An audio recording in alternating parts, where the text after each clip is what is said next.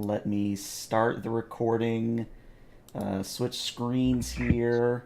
And yeah, thank you guys for showing up a little bit early. This is our 23rd, 22nd episode or session of Ophion, depending on your preferred numbering scheme. Of course, I do have some announcements before we do the captain's log. The first is obviously we are at a new time. We are an hour earlier than usual, so 2:15 EDT. I believe that is GMT -4 now. We're doing that because our lovely first officer has had a small schedule change, and this is so that we can keep him in the game and keep him for at least a majority of the session. I think it'll work out, but things could happen, things could not. We'll see. The other announcement I have is I have to do a little bit of shilling here, so you'll have to excuse me for a few moments. I got about 4 or 5 emails and comments on YouTube that people were interested in a podcast format, and I did a little bit of digging, did a little bit of research, and the best hosting service I could find for such a podcast costs about $30 a month, and it would only let me upload somewhere in the neighborhood of 2 or maybe 3 episodes a month. Now, I don't mind doing that, but as I was telling Panek before the session, that would kind of eat into my food budget. And as much as I love the hobby, I don't want to have to eat ramen 24/7. So this will probably be one of the very few times I say this on stream. But I would really appreciate it if any of you listening or watching, if you could give me a follow on Twitch, because once we hit the 50 follower mark, I can enable subscribers, and then maybe I'll get some subs, maybe I won't. But even 1 or 2 subs would go a long way towards, reaching that sort of podcast payoff type thing. Other than that, I'm excited for today's session. I think it'll be a good one. And yeah, I think we're ready for the captain's log.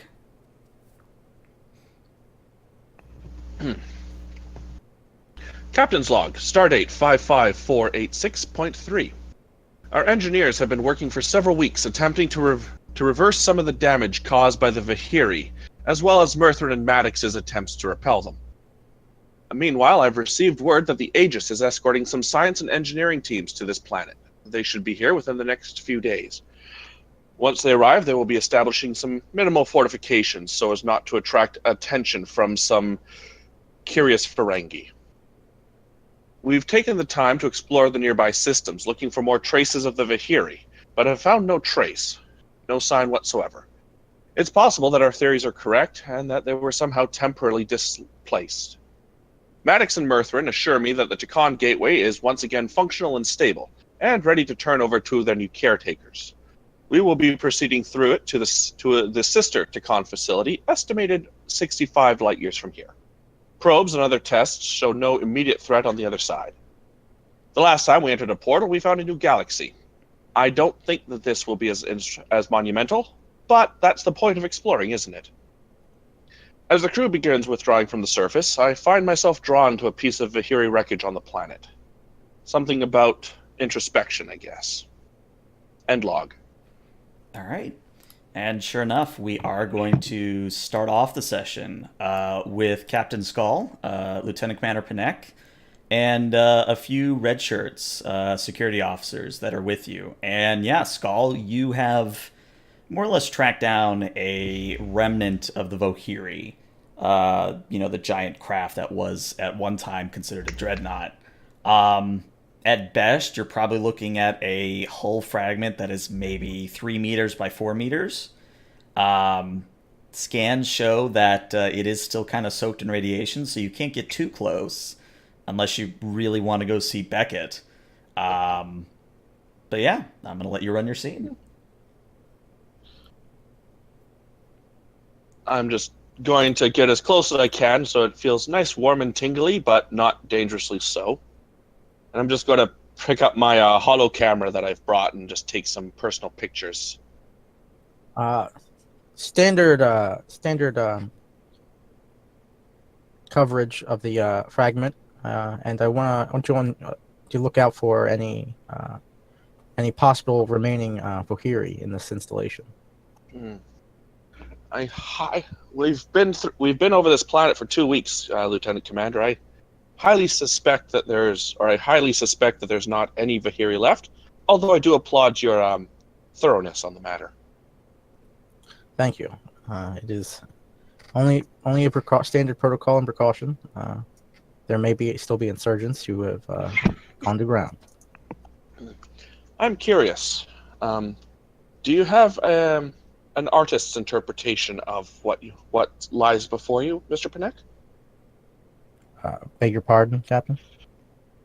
Well, when I look at this massive hull plate and the carnage it wrecked when it hit the ground at, I would say, nearly terminal velocity, I can't help but feel slightly ashamed that we probably caused the extinction of the Vahiris. Like, I understand that there were a hostile species and posed an immediate threat to the safety and security of both us and this sector as a whole, and we had to do what we had to do. And you and the crew, of course, have received commendations for your actions. But all of them are dead nonetheless. The loss of life is absolutely regrettable, Captain. Not only because we have destroyed another species, or at least a portion of them, we have lost the opportunity to interact and discover more about them. Agreed. Kind of wish that the wreck was still around so that we could at least gain an understanding of what they valued. You can learn a lot from a civilization's architecture. We will have to be content with the few fragments we have. However, and then I'll motion back towards the installation, we have another adventure waiting for us. We get to explore the very little known Takan Empire. Agreed. Still, the Takan keep giving us new information about themselves. And the Vahiri are probably just going to be now a footnote in the galaxy's history. As I do that, I'm going to wander around the back side of the hull plate, find something fairly large to see if I can't get a look on the underside of it. Flip it over. Just because, this is a shits and giggles / good time for silly momentum rolls, go ahead and roll me a fitness plus security, and we'll set the difficulty to 0. So, free momentum. You don't know how bad my fitness and security are, so we'll see. Free complication. Trips and hails himself on a piece of it. Hey, Yep. Well, good thing it was difficulty 0, so you still do that, you just don't get any momentum. Fair enough. I look at the underside of the hull plate, which was most likely part of the interior hull, and you can see some sort of scorch marks where they've carved in, I guess, perhaps their deity or maybe their king. Not a very great visage of him. I believe that is phaser scoring, sir. An artist's interpretation, then, as I continue to take pictures. All right. Well, I suspect time is almost up, Commander. Skull to Murthrin? Murthrin here. How goes the evacuation, Chief? Out of character, which evacuation? The one on the planet. Yeah, the evacuation of our personnel back to the ship. Proceeding on schedule. The facility's in a good enough state that we can leave it for the time being.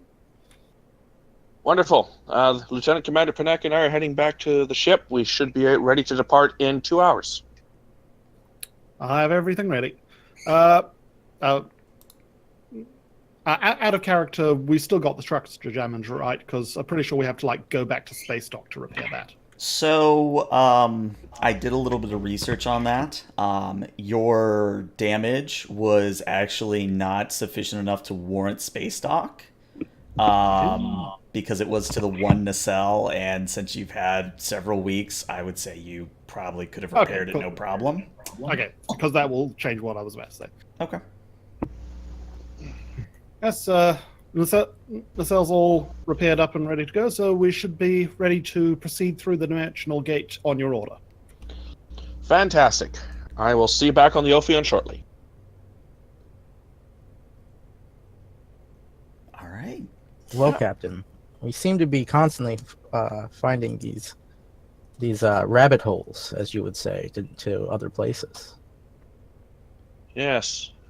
Although, thankfully, this one does not seem to be accompanied by a blue-skinned female Q. And then I'll just kind of look around real quick. So, Skull, you see behind Panek when he's not looking, there's a momentary flash of a blue female, and she just kind of waves, then disappears again. I'm really starting to think it might be time for me to start taking my medication again.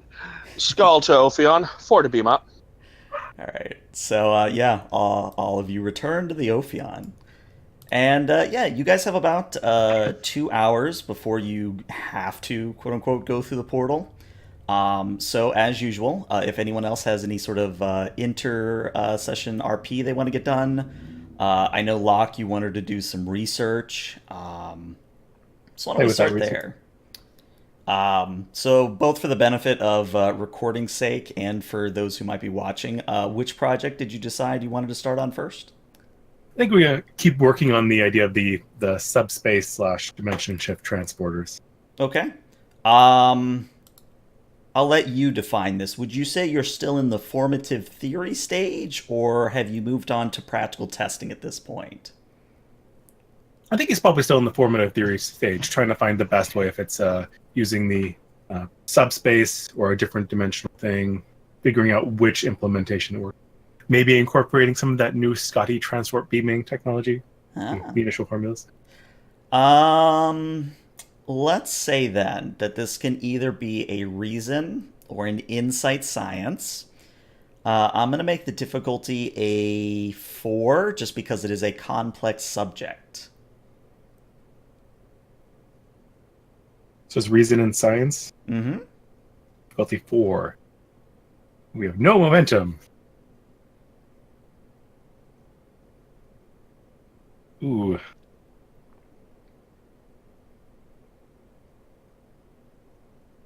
I don't think any of my values apply for just fiddling around with research. So I'm going to start off the game really fun and give you 3 threat. Okay. I will gladly take threat. And focus maybe gadgeteering, data analysis. I would think data analysis would definitely apply for the formative stages, yeah.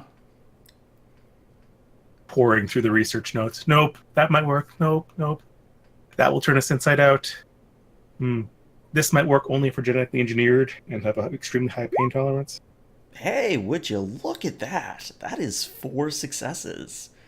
So yeah, Locke, what I'll say happens is, again, as you kind of pour through the data that is on hand, a bit of inspiration strikes you, and it occurs to you that the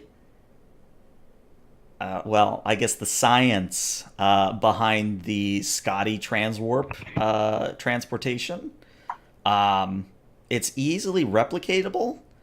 However, the key difference between what you're doing and what Scotty was doing is that you somehow have to now figure out how to reduce a pattern, like a human pattern or whatever you're transporting.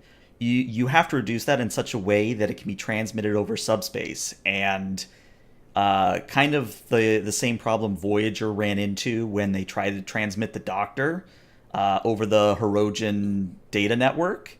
Even a hologram is a tremendous amount of data. So a actual humanoid pattern is the same kind of problem. So you have to figure out how to either increase the bandwidth or compress the signal.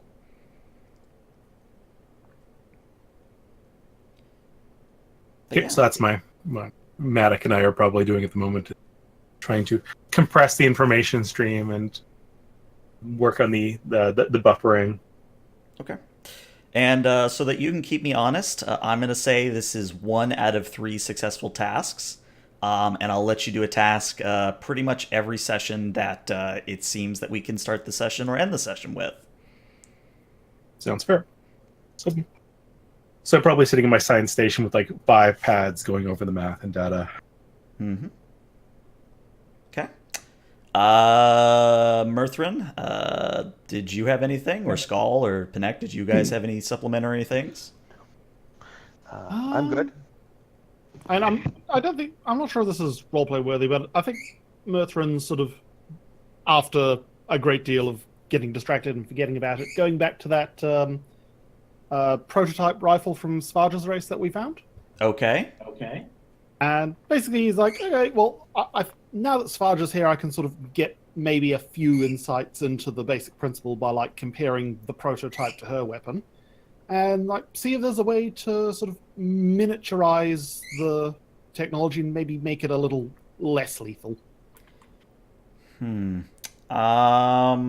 Would you or would you not have approached Sparja herself about this? Yes, he would have. Okay. I don't actually have a nice armory thing. I think I archived it. So yay, Theater of the Mind. We'll say after getting clearance from Shatsu, you are given clearance to begin sort of tinkering with the Fryqua weapon. And when Sparja joins you and she sees you take the prototype out, she immediately just kind of smiles and says, "Ah, yes, the prototype Type 6 rifle. A little bit more primitive than mine, but it still does the job." Yes, I was hoping to maybe compare it to yours and sort of figure out a bit the basic working principle behind it. I mean, we've got the basic idea down, but not enough to reliably reproduce. May I? And she kind of motions for you to hand her the rifle. Oh, of course. Hands it over. So immediately, once she's got it in hands, she kind of begins field stripping it. And she just starts taking parts off of it, and kind of on we'll say there's a table. She just kind of lays it all out on a table, and she begins pointing out certain things. So one particular thing she points out and says, and as you can see here, these coils are self-sustaining, and they provide the miniaturized subspace displacement field, which accelerates the projectile. The projectile... I see. Yes, I had completely the wrong idea. I was trying to figure out how the power source was able to generate the subspace field on its own. Well, that is a little bit of Fryqua engineering. We think, or rather, I think the operational time on this rifle, firing full throttle 24/7, is about 3 months. So, these coils have a lot of energy stored in them. It has come in the past where someone I knew actually used the coils as a sort of a grenade in a tight situation. This is giving me ideas, because I mean, if you can store that much energy in those things, I mean, I could probably repurpose this technology for a phaser power pack, because our phasers are designed to draw energy from anything they might require in the field. So this could actually help give us a lot more energy life on the phasers, and he'll just start going natter, tech talk, technobabble. Well, actually, she was going to ask. Question, Murthrin, has your species, or I guess rather Starfleet at all, or really any race in the Alpha or Beta quadrant, has anyone ever harnessed the ability to just sort of throw the power pack into a fire and charge it that way? Out of character, I think so. I'm sure some Klingon did it before. Like, I vaguely remember something happening like that, but definitely wouldn't be typical. Not to the best of my knowledge, no. I mean, our power packs are designed to draw energy from as many sources as possible just to make them more versatile in the field, but it usually has to be rendered into some sort of electromagnetic energy or electricity. Well, again, I'm no scientist, but I think I understand the basic principle of such things. And she'll kind of pull up a pad and she'll begin typing out very, very basic formula that she probably learned just as a soldier. But it's still probably very useful to me. Yeah. So, she just kind of hands it over and says, again, you'd have to adapt it for your technology. And assuming I remembered the formula right, that should give you at least some kind of thermokinetic or thermogenetic sort of charging capabilities. So, hang on a second.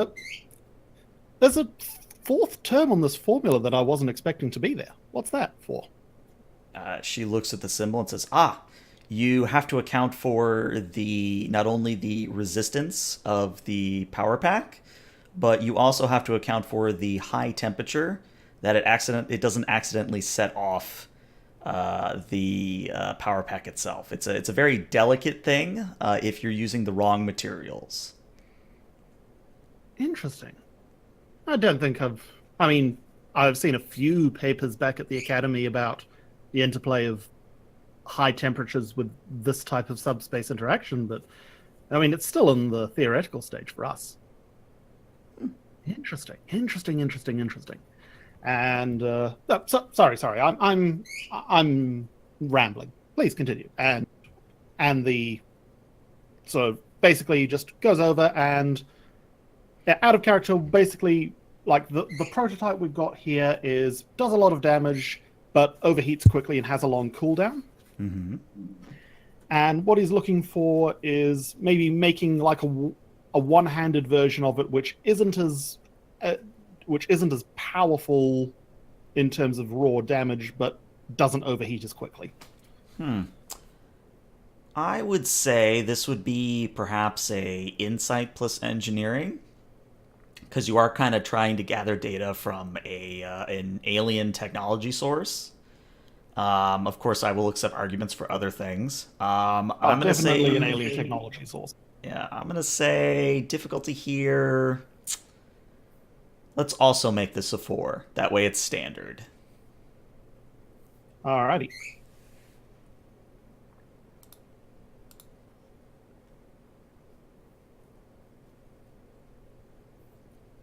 Don't think. Just looking over town to see if I've got anything that changes it. Don't think so. So I think I'll just do a standard check to see what happens. Okay. What was it again? Insight plus engineering. Unless you have an argument for something better. Oh, that is a good stat for me.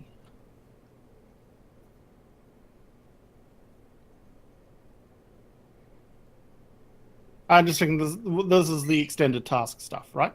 No, actually, this is sort of the same way as Locke's role.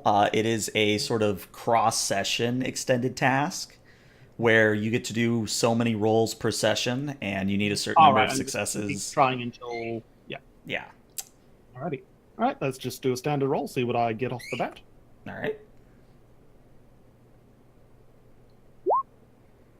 So, either because you just aren't able to comprehend a way to reduce the size of the power pack, or that the overheating problem is by design rather than a flaw. You still get some ideas, but I'd say for the purposes of mechanic-wise, you are still very much in the formative stages of trying to reduce this to like a pistol-type weapon. Probably get quite a few ideas for alternative applications for the power coils, but in terms of the actual weapon, early days. Mm-hmm. All right. Anyone else have any scenes they want to get out of the way? I forget what that 4CD on the sheet stands for. Challenge dice. Right, that's like the damage. Mm-hmm. I'd like to meet Svarja privately in her quarters. In her quarters or your office? Her quarters. And of course, the one thing I don't have is a freaking quarters map. All right, we'll just continue to use theater of the mind here. I don't think it was ever said. Would you have put her up in a full officer's quarters, or would you have just given her sort of standard quarters? I'd probably do standard, but I don't know what Skull would have wanted. Yeah, probably just standard. Okay. So it is going to be one of the smaller quarters on board the Ophion, but it's more than enough for her. And yeah, you kind of go to the door, you chime, and Svarja just says, "Come in." Uh, Excuse me, Miss Farja. May I intrude? You see that she is currently sitting cross-legged at a table, and she appears to be reading like a physical book. And you are able to tell that the book cover is of mice and men.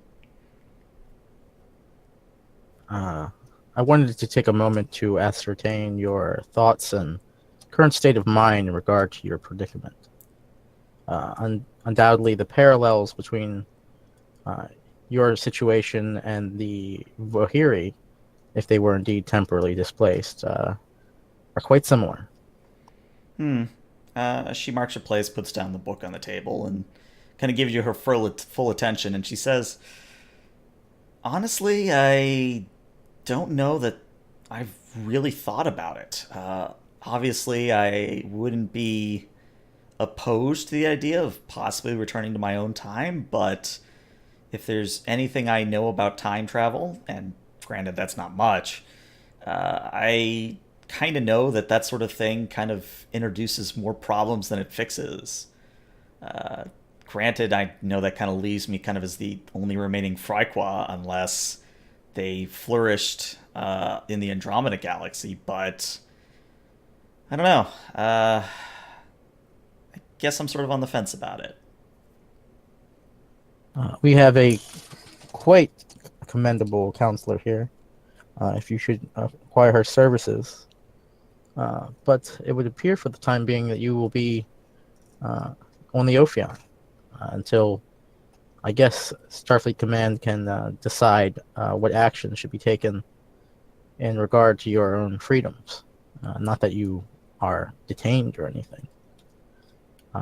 Would you be, He says however, incredibly convincingly.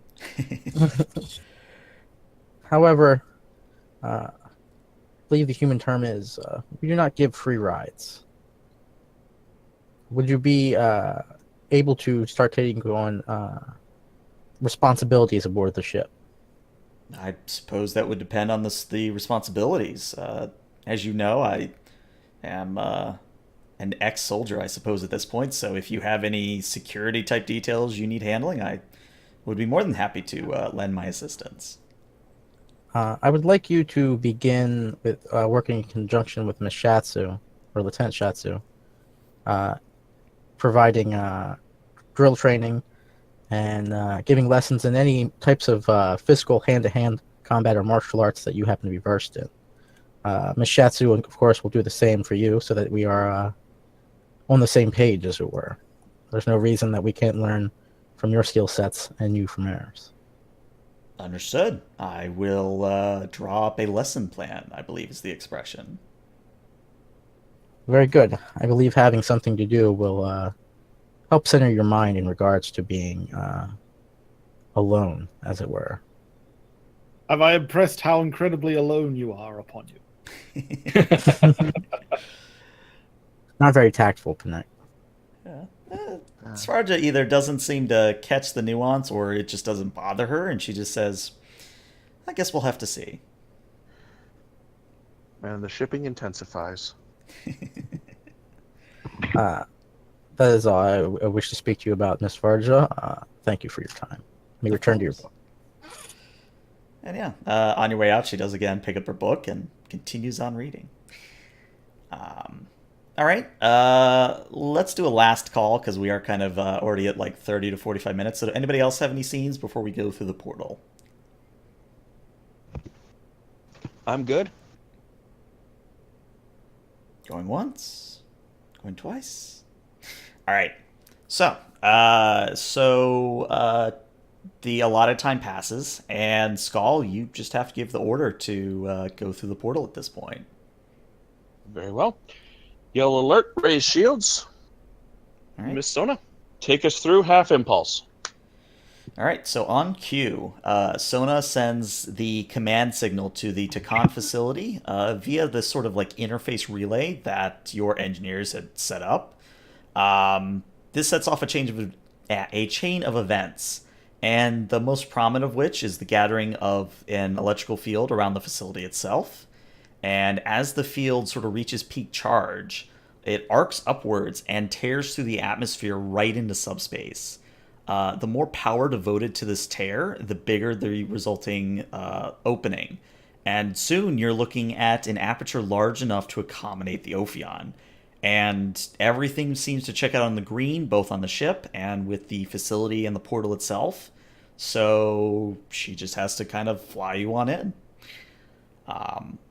So as the Ophion kind of dips somewhat into the upper atmosphere and slides into this portal, there is a momentary sense of weightlessness as the gravity plating across the Ophion cuts out for just like a few seconds.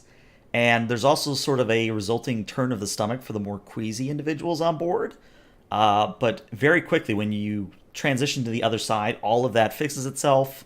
And yeah, you are in the middle of a system, the D39D system, that is very similar to the one you just left. By that I mean it has a standard Sol-like sun, it has some Class D planets, and it also has a Class L planet, which you are closer to than the other planets. And this Class L, both because of previous trips through the portal and your active sensors, you do know that there is another functional Takan portal generator on this planet. Chief Tin, ship status report. Everything seems to be fine, sir. We didn't lose anyone. The disruption to the grav plating was temporary. Very well. System scan. Is any sign of activity down by the portal generator? Locke, I think you know Yes. what to do at this point. Reason plus science, and the ship will assist with sensors plus science. We'll make this a difficulty 2. Scanning now. Looks like we're right where we're supposed to be. All right, so we got the 2 we need from Locke. Who's rolling for the ship? All right, ship. I can roll ship. Okay. Sensors.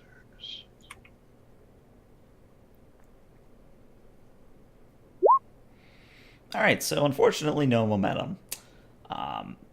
Locke, as you scan the system, interestingly, you're not detecting any of the probes that you had sent through previously. I mean, you are where you're supposed to be as far as you're aware, but you're just not detecting anything that you had sent to the portal previously. I'm not getting any pings from any of our probes in the area. Either they're not responsive. Am I detecting any wreckage from the probes? Nope. Yes, that would have been my question. Very well. Let's see. Is it possible that they were unable to rematerialize outside of the subspace tear? We got signals back earlier. We wouldn't have gone through if we went or going into. So they should be here somewhere, unless they've caught in some sort of gravitational anomaly or someone picked them up. Check the system. Check the system scans logs from the probes and compare them to what we're seeing now. And note any major discrepancies, please. Yeah, comparing. So, are there check? Just kind of comparing, checking for time, seeing if the stars match up and everything. Give me 1 sec. I gotta sneeze. All right, sorry about that. So I would say this would be a. How would you feel about an insight plus science? Because you are kind of trying to gather stuff from the data. Sure. Okay. Data analysis focus. Yeah, that'll apply here. Let's keep the difficulty at a 2.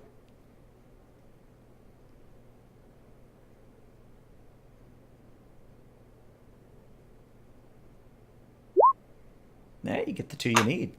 So there is one small discrepancy.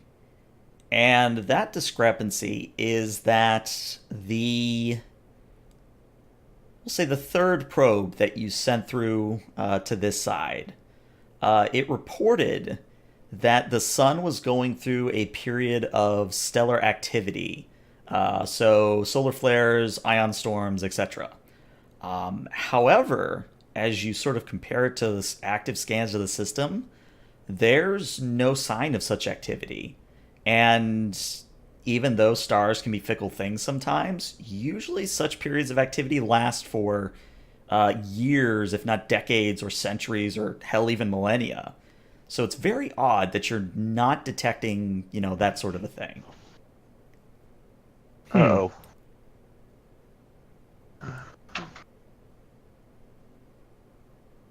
Analysis, Mr. Locke? It seems to have ended early. I have no explanation at the moment. From judging by the stars and everything like that, does it look like we're in the same time period? Is there any kind of... I'll give it to you free. Based on the current position of stars and thanks to your lovely Chief Hylong in stellar cartography / astronavigation, yes, you are currently at the correct time. Okay. Establish a subspace link back to deep space Daedalus, please. Establishing? Just might to be a bit below. link our system to theirs, make sure that everything is as it should be.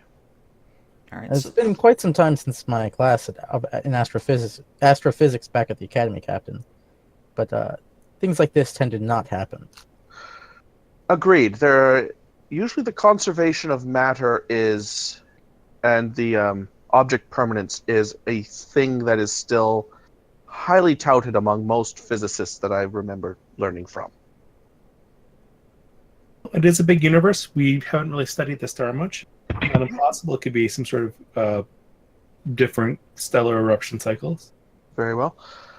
Miss Sona, until we figure this out, please establish a standard orbit above the Takan facility. Understood, sir. And as she does that, of course, a call is put out to Deep Space Daedalus. And you wait a good 5-10 minutes. You still haven't received a reply. Oh, crap. Mr. Locke?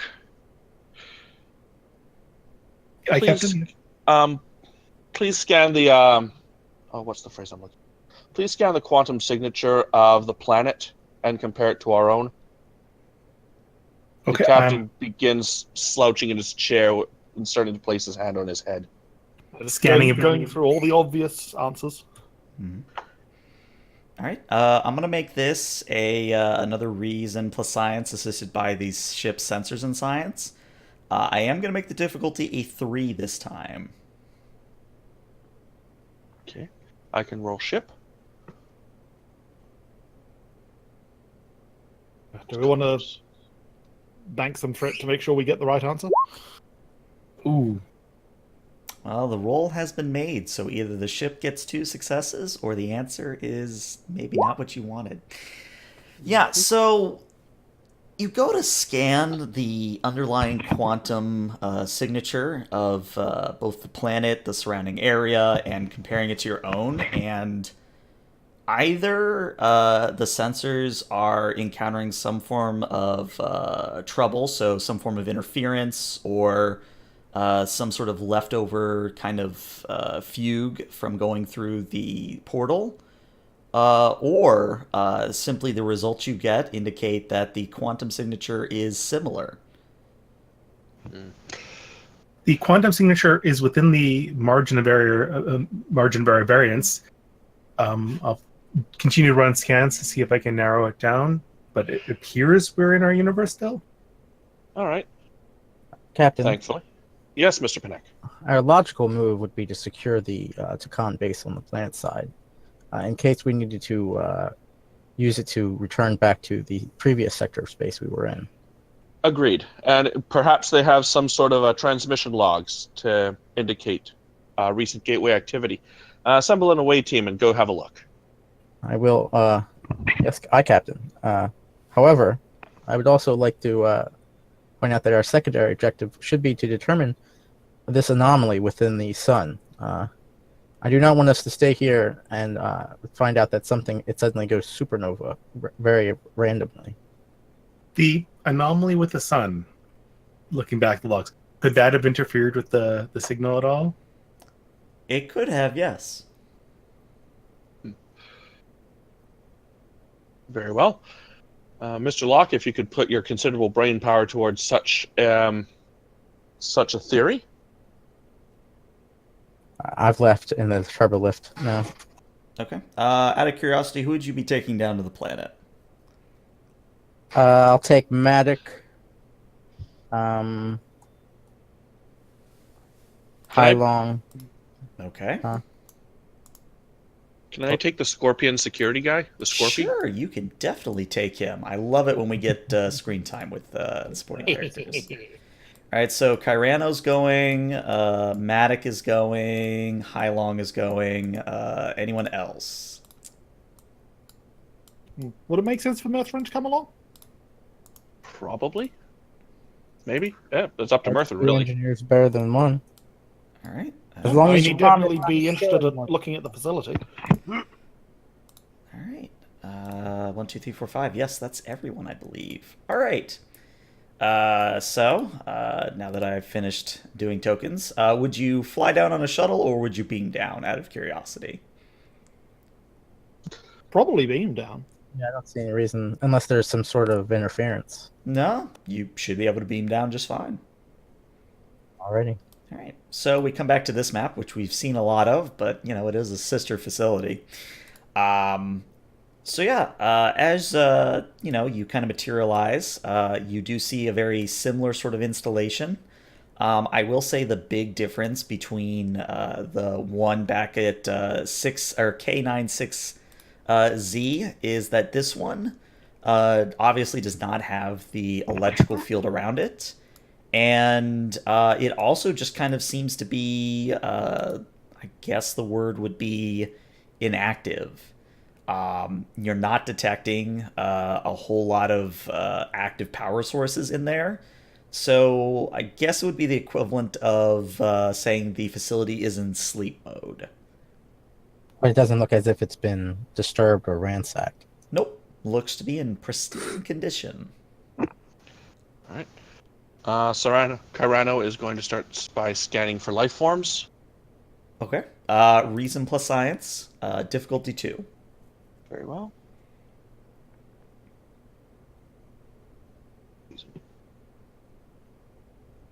Science.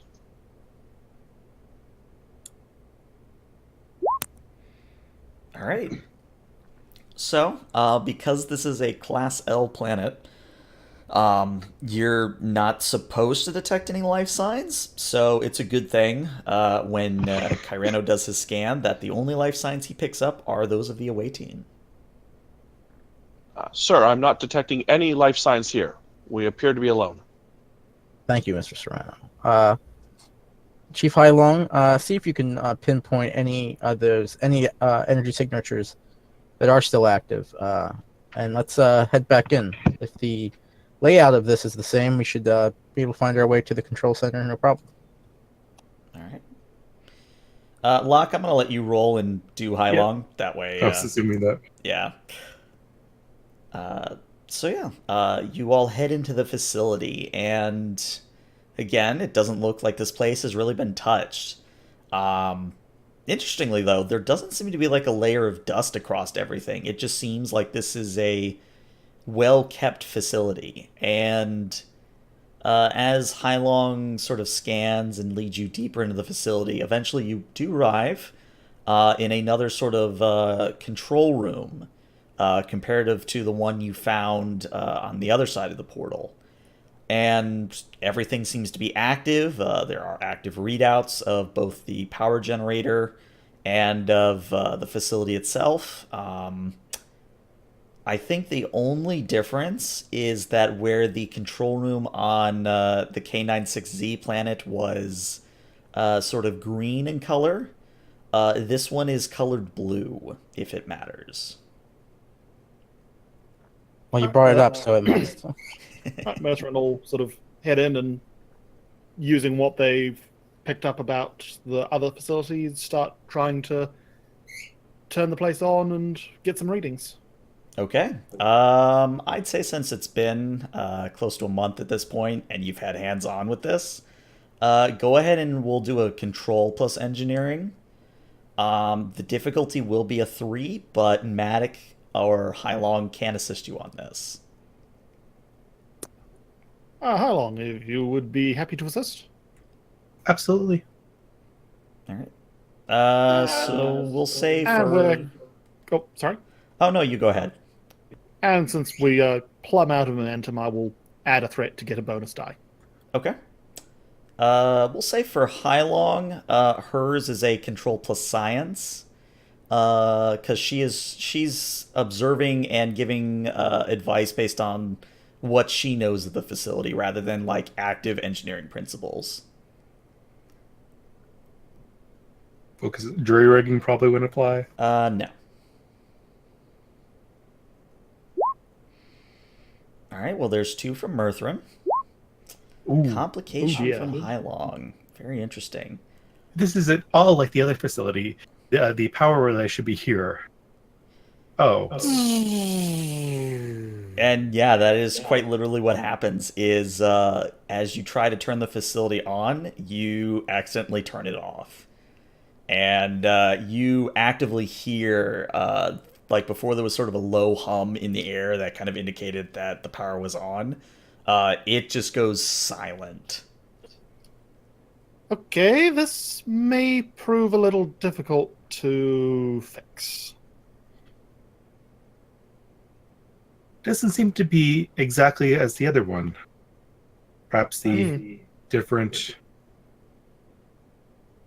planetary. Maybe the other one's maybe this one's a receiving station rather than a transmitter,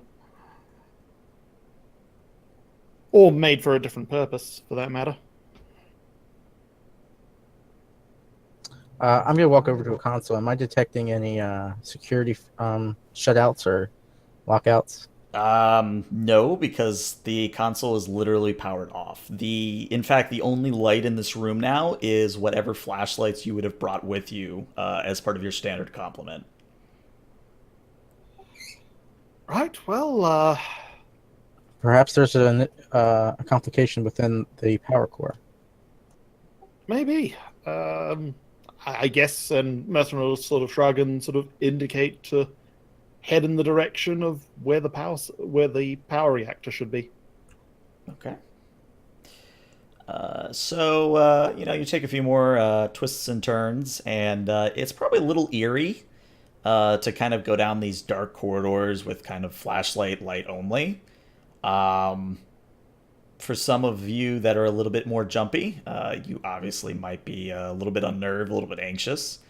But eventually you do kind of arrive at a closed door, behind which is what you're hoping is going to be the power generator room. And you just have to kind of get the door open. Alrighty. Look for some sort of manual release. Okay. I'll throw you a bone because you still don't have any momentum. Go ahead and roll me either a daring plus security to literally force the door open, or roll me we'll say an insight plus engineering to see if you can figure out where they might have placed a manual release. I will attempt that second one. Okay.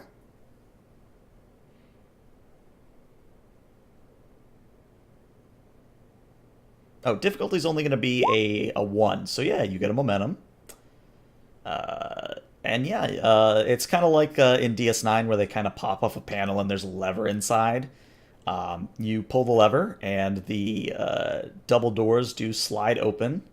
And inside you see a very low blue glow. And again, the other facility had a green glow. But you look inside, and the power core, which is, I kind of imagined it as sort of like Time Lord technology. So if you ever watch Doctor Who, there's this episode, Journey to the Center of the TARDIS or whatever. And, oh yes, I know the one. the literal power source is like this sun just sort of sitting there and it's siphoning energy off that. Obviously, the Takan have not put a sun in their facility, but it is a contained fusion reaction. And just looking at it, you can tell that the fusion reaction is at a very bare minimum level. It hasn't shut off completely, which means conceivably you could get it working again. But you don't know quite how to get it started again, because in the other facility it was already running and you were just sort of fixing broken systems. This one would be a little bit more involved, obviously. So Mercer will sort of look up and goes, I think I'd prefer to have a little bit of assistance on this one from some teams, because I don't know about you, but I don't want to be within spitting distance of a fusion reaction losing containment. Indeed not. Well, Connect to Ophion. it shouldn't be any different than maybe the Romulan's artificial quantum singularities. This is just an artificial sun. If we infuse it with hydrogen from the Bussard collectors, it might reignite the ignition. That's assuming it's using hydrogen. I'll be nice and say, it actually is kind of using hydrogen. Alrighty. Oh, so we'll scan it with, what do you know? It actually is using hydrogen. Alright, and Messerin will just start going over the thing and just trying to get a sense of how this thing works as much as he can. Okay. A call was made to the Ophion, though. Yes. Yes. Skull here, go ahead. Captain, we have discovered that the power core of the facility is in a low power mode. As such, we cannot access the systems. Very well. What fuel do you need to wake it up? Mr. Murthrin has scanned it and discovered that it runs on hydrogen as much as the sun does.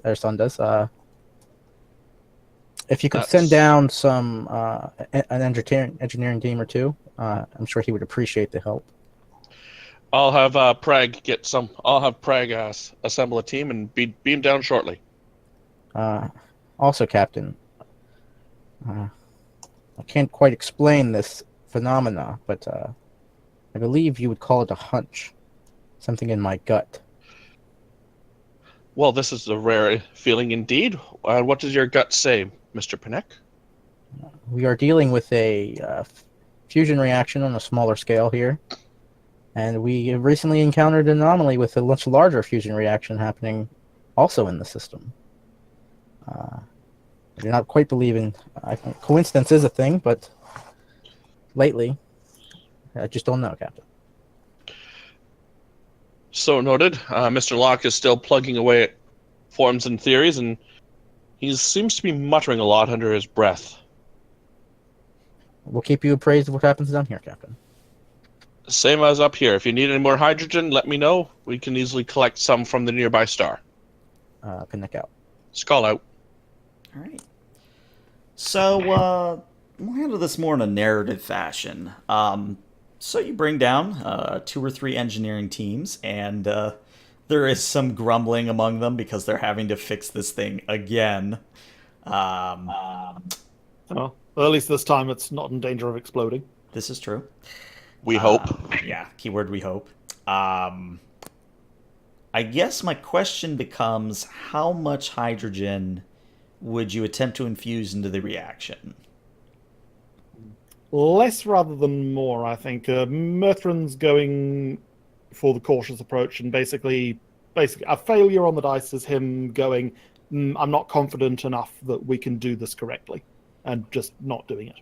You can add more salt to the soup, but you can't take it away. Mm-hmm.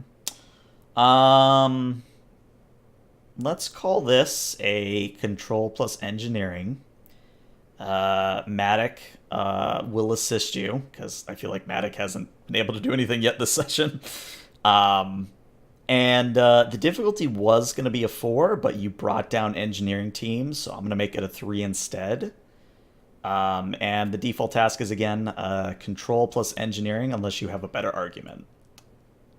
Nope, sounds good to me. Okay. Probably going to use our 1 momentum to get a bonus die. Building to the rest of the group. How badly do we want this facility to be online? Well, we do. Well, we might want to get home. So, All right, in that case, I will spend another 2 threat to bump it up to 4 dice for me. Okay. But we don't know we're in another universe. We can just fly home in theory. yeah, we could.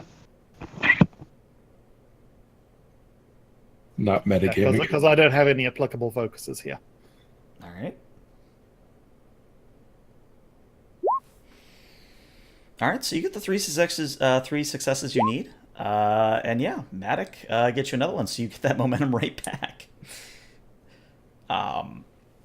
So yeah, with everyone on the engineering squad working together, you are able to get the fusion reaction kind of going at a higher rate. And as minimal power begins to kind of flicker to life, lights click on, consoles and readouts begin to glow. Based on what you all are seeing, the fusion reactor is much like a computer. When it is in sleep, it's waking up. However, the quote-unquote waking up process is going to take somewhere in the neighborhood of 2 to 3 days before it is back up to peak efficiency. Yep, so Bertrand will sort of get the readings and go, okay, good news, we've successfully jump-started the reactor and the system is coming back to full power.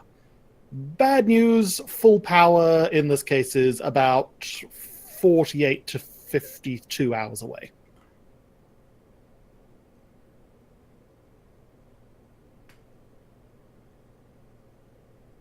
And did my mic disappear at that point? No, we got it. Yeah. So yeah, I guess the question is, how do the rest of you react to this information? What exactly did he say again? Good news, the reactor is coming back up to full power and will do so fairly shortly. Bad news, in this case, fairly shortly means between 50 and 55 hours. I think this would be ample time for us to begin studying the stellar anomaly we've discovered. Would you stay here with your engineering teams?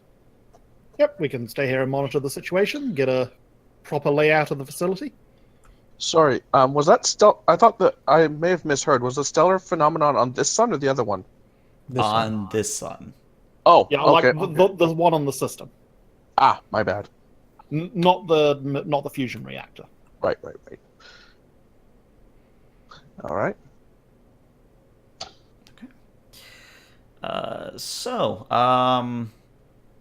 Just out of curiosity, who would beam back to the Ophion, or would the away team just sort of remain as is on the planet? I think, well, I lost Bertrand there. would stick around to just direct the sort of comprehensive survey of the facility, but other than that... Yeah, Matic and Hailong would probably go back because she's stellar cartography. Okay. Karana will stay on planet just in case. I'm just trying to figure out whether or not the captain's going to need his first officer for this. Well, I can't say anything on the subject because it would be spoilers. I'll head back with Matic, but send down 2 more security officers to keep an eye on Merthyr and make sure he doesn't go killing anybody again. To be fair, he is very useful at killing other enemies, not friendly fire. So, as long as there's no enemies nearby, we should be okay. Whenever you need a space station-sized object full of people to destroy. He's the man you call. Well, you can say this about Mirth. You can say many things about Merthyr, but you cannot say that he does things small.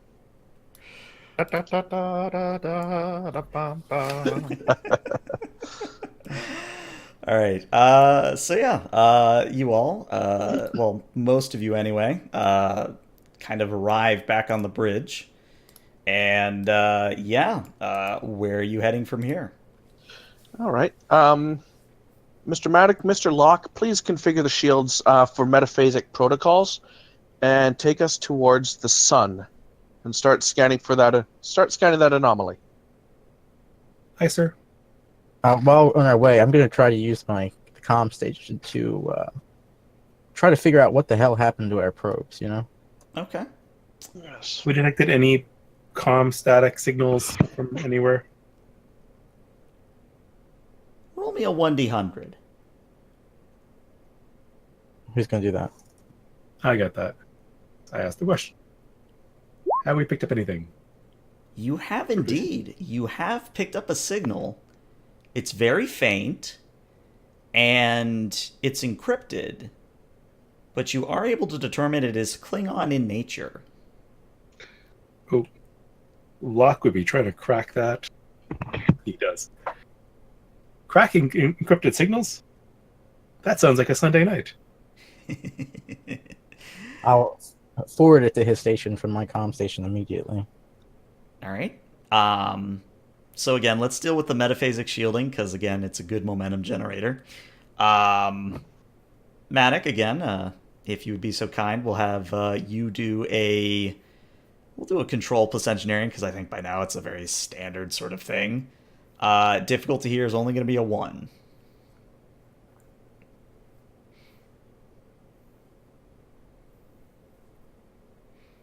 Also, if you're Power saying systems? power systems would apply, yes. Okay. All right, so you get another momentum. Right. Matic, of course, does what engineers do best and reconfigures the shields. And Sona kind of takes you closer to the star at a comfortable distance, but where you can still get the sort of scans you're after. Meanwhile, while the scans of the star are proceeding, Locke, to break this encryption, and I have to look it up to make sure I tell you the right thing. I would qualify this as an intercept task, which we're stealing from Starship Combat. This would be a insight plus engineering. The ship would assist with communications plus security. And based on the level of encryption, I'm going to say this is a difficulty 4. Inside engineering, let's see. Could I assist him from the communication station? I'll allow it. For you, you'd also be rolling an insight plus engineering. Ship does not help. Ship does not help. 2d20? 1d20 if you're assisting. Oh, that's right.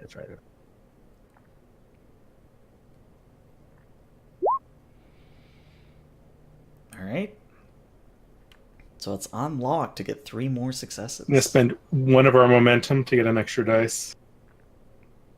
Alrighty. I'm guessing communications interceptions as a focus. Mm-hmm. Locke has all the handy focuses. Oh. Uh-oh. So This is kind of important. So I'm looking at my values. Let's see. I don't want to do anything too bad.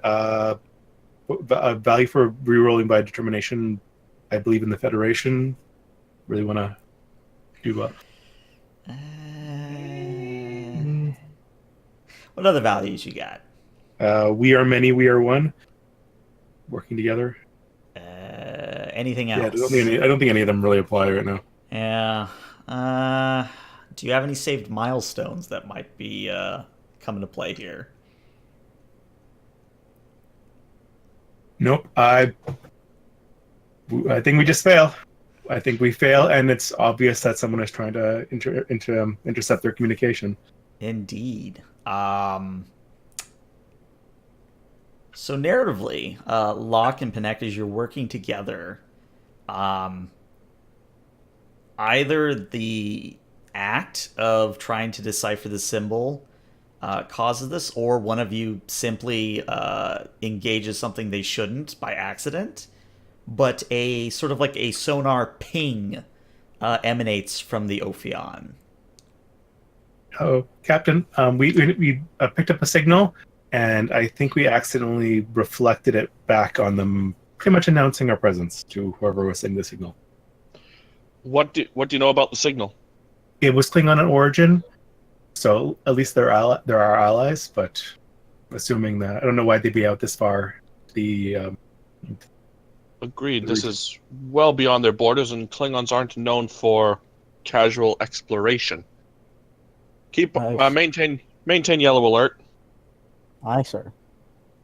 If anything, the Klingons would be interested in the systems bordering their current borders for resources. They would not be inclined to come out here for exploration. Indeed. Is this a? I'm not quite sure how to put it. So in the military, whenever we intercept signals, we could tell what encryption they're using, whether or not we can break that encryption. Is this a known Klingon encryption, or is this an older one, or is this a newer one? Like, can we identify who, like, what branch, quote unquote, might be using this encryption? Like, I guess for them it'd be I guess each house has their own encryption codes. Right. Which house we could try to figure out is using. If we you could try to spend get an the idea. momentum, I will answer one of those questions. Unless you have Studious, in which case I can answer two. Does anyone have Studious and ask that question for me? I do. Yes, but I'm not there. All right. Damn it. So yeah, Panek, if you want to spend the momentum, you get 2 questions. So let's start off with the first one. What is your first directed question? My first directed question would be, is this a known Klingon encryption? If it's one that we've broken, or no, obviously if we've broken, we would be able to read it. But When we've shared. Yeah. Is this a known Klingon encryption, or is this like a new one that we haven't seen before? This is one that you have not encountered before. Does it show similarities to a particular house and their previous encryptions that we do know of? It does. Interestingly, this signal carries markings of the Duras family. Son of a bitch. Duras. Oh, that might be why they're No, out. no, so you got the pronunciation wrong. You got to kind of really bug the eyes out as you say it.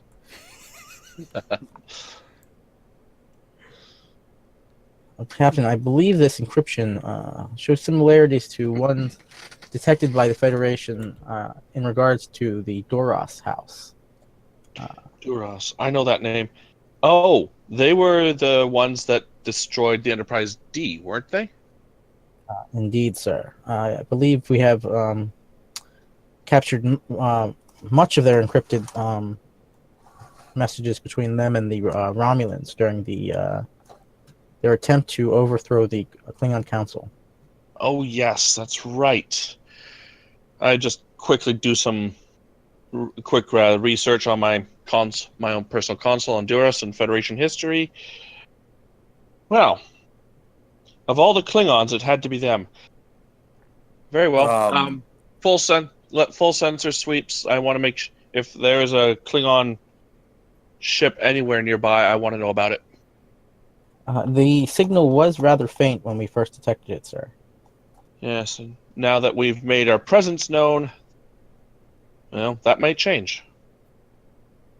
Matic wants to do a scan for any Romulan signals that might be hidden.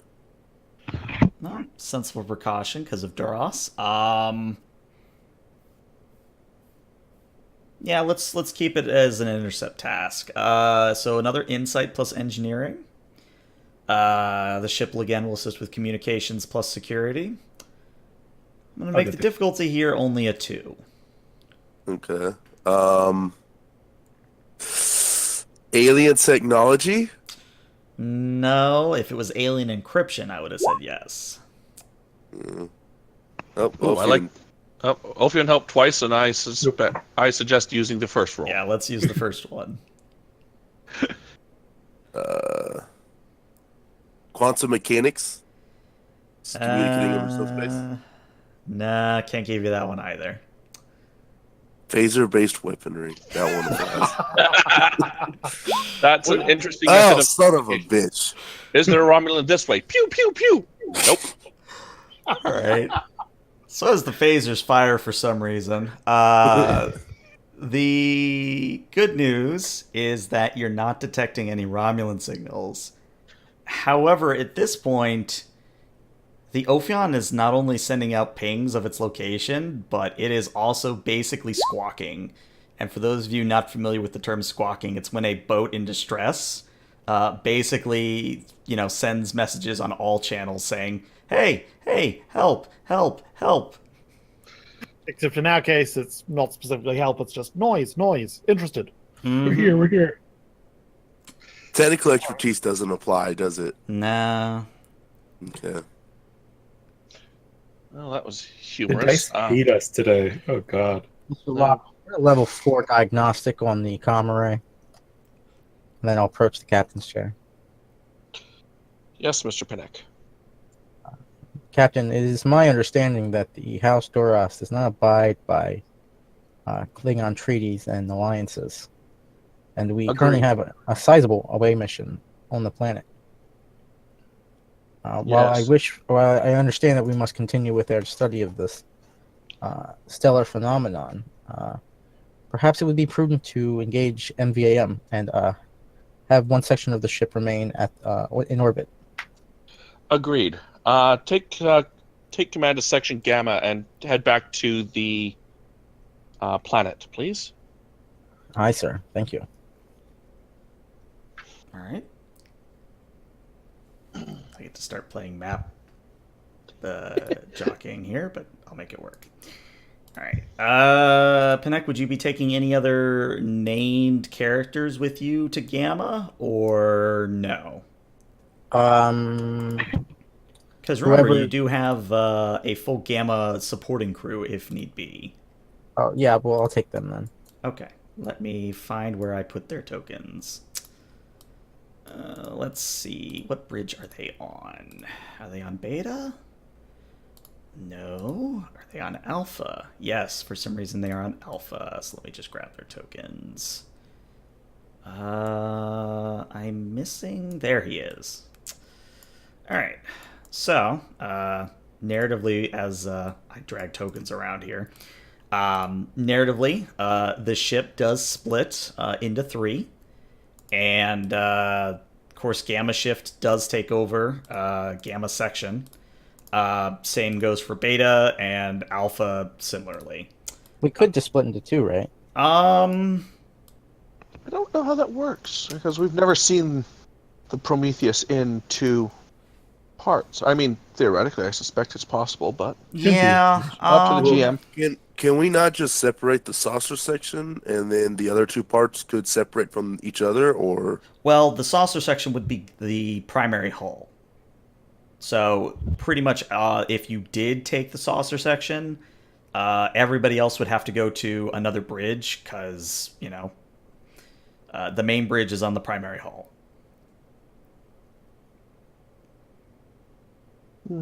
And taking Gamma makes sense anyway in case they have an engineering emergency down there. And it can also land if need be for quick evacuation. Exactly, yeah. Mm-hmm. Yep. All right. We're kind of juggling between 3 splits of the party right now. So, You picked a ship that splits into 3. well, I didn't expect you to do it this early in this mission.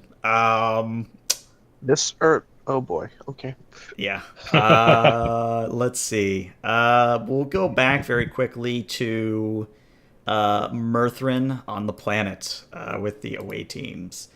And Murthrin, as you're just kind of keeping an eye on the fusion reaction as it kind of spools up power. Even you on the planet, not actively scanning, would detect that the Ophion is, for some reason, sending out a "here I am" signal. So, I'd imagine he's scanning someone with his tricorder, and then it starts going deep, deep, deep, deep. As it's that's weird. So, they'll sort of tap on his comm badge and go, "Murthrin to Ophion, is everything okay up there?" We've, I guess, Pinex's closest. So Yeah, I'll intercept if that's right. Uh, Gamma section to Lieutenant Commander Murthrin. Be advised, we are currently back on our way into orbit to provide any assistance you may need. Gamma section, why are you in multi-vector assault mode? What's going on up there? We've encountered an encrypted Klingon signal. While it is not currently, This far out? indeed, if you would let me finish, ooh, Vulcan being testy today. we have encountered an encrypted Klingon signal belonging to House Duras. I am unsure if you are familiar with that house, but they tend not to be well inclined when it comes to the Federation. So we thought we would come back here to provide any support that you needed, while the rest of the Ophion continues to study the stellar phenomena. Right. I'll let the team know. What is your current Oh, yes. status in the facility? Well, everything's looking all right here. I mean, basically at this point, we're just monitoring the system to make sure nothing goes wrong while it boots up. And in the meantime, I've got one of the engineering teams doing a comprehensive survey of the facility. Please transmit any relevant data that you find. We'll be in orbit. Let us know when you need us. All right. Yeah, and then Bertrand will sort of go and pass that information on to the teams. All right. Klingons, they use those baseball bats for weapons, don't they? I think he's talking to you. Oh, that was Serrano talking. Sorry, I'm Carano. Yeah. Oh, so sorry. I was like, hang on, why is Skull asking this? Sorry, Carano. It comes up to Murthrin. Those are those ridge guys that use those baseball bats as weapons, right? Batlets, yes, that's them. House Duras, well, they've kind of been a disgraced house for the better part of a decade at this point. They attempted to usurp the leadership of the Empire with the help of Romulan agents and spark a civil war in the process. And, the High Council of Kronos didn't appreciate it, shall we say.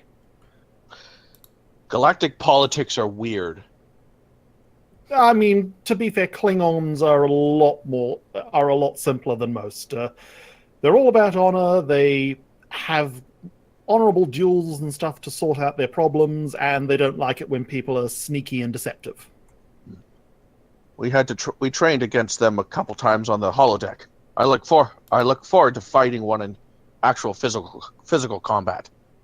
Well, as much as I hate to admit it, you might get a chance soon. Clawfu. Yes, Bertrand says, nodding uncertainly.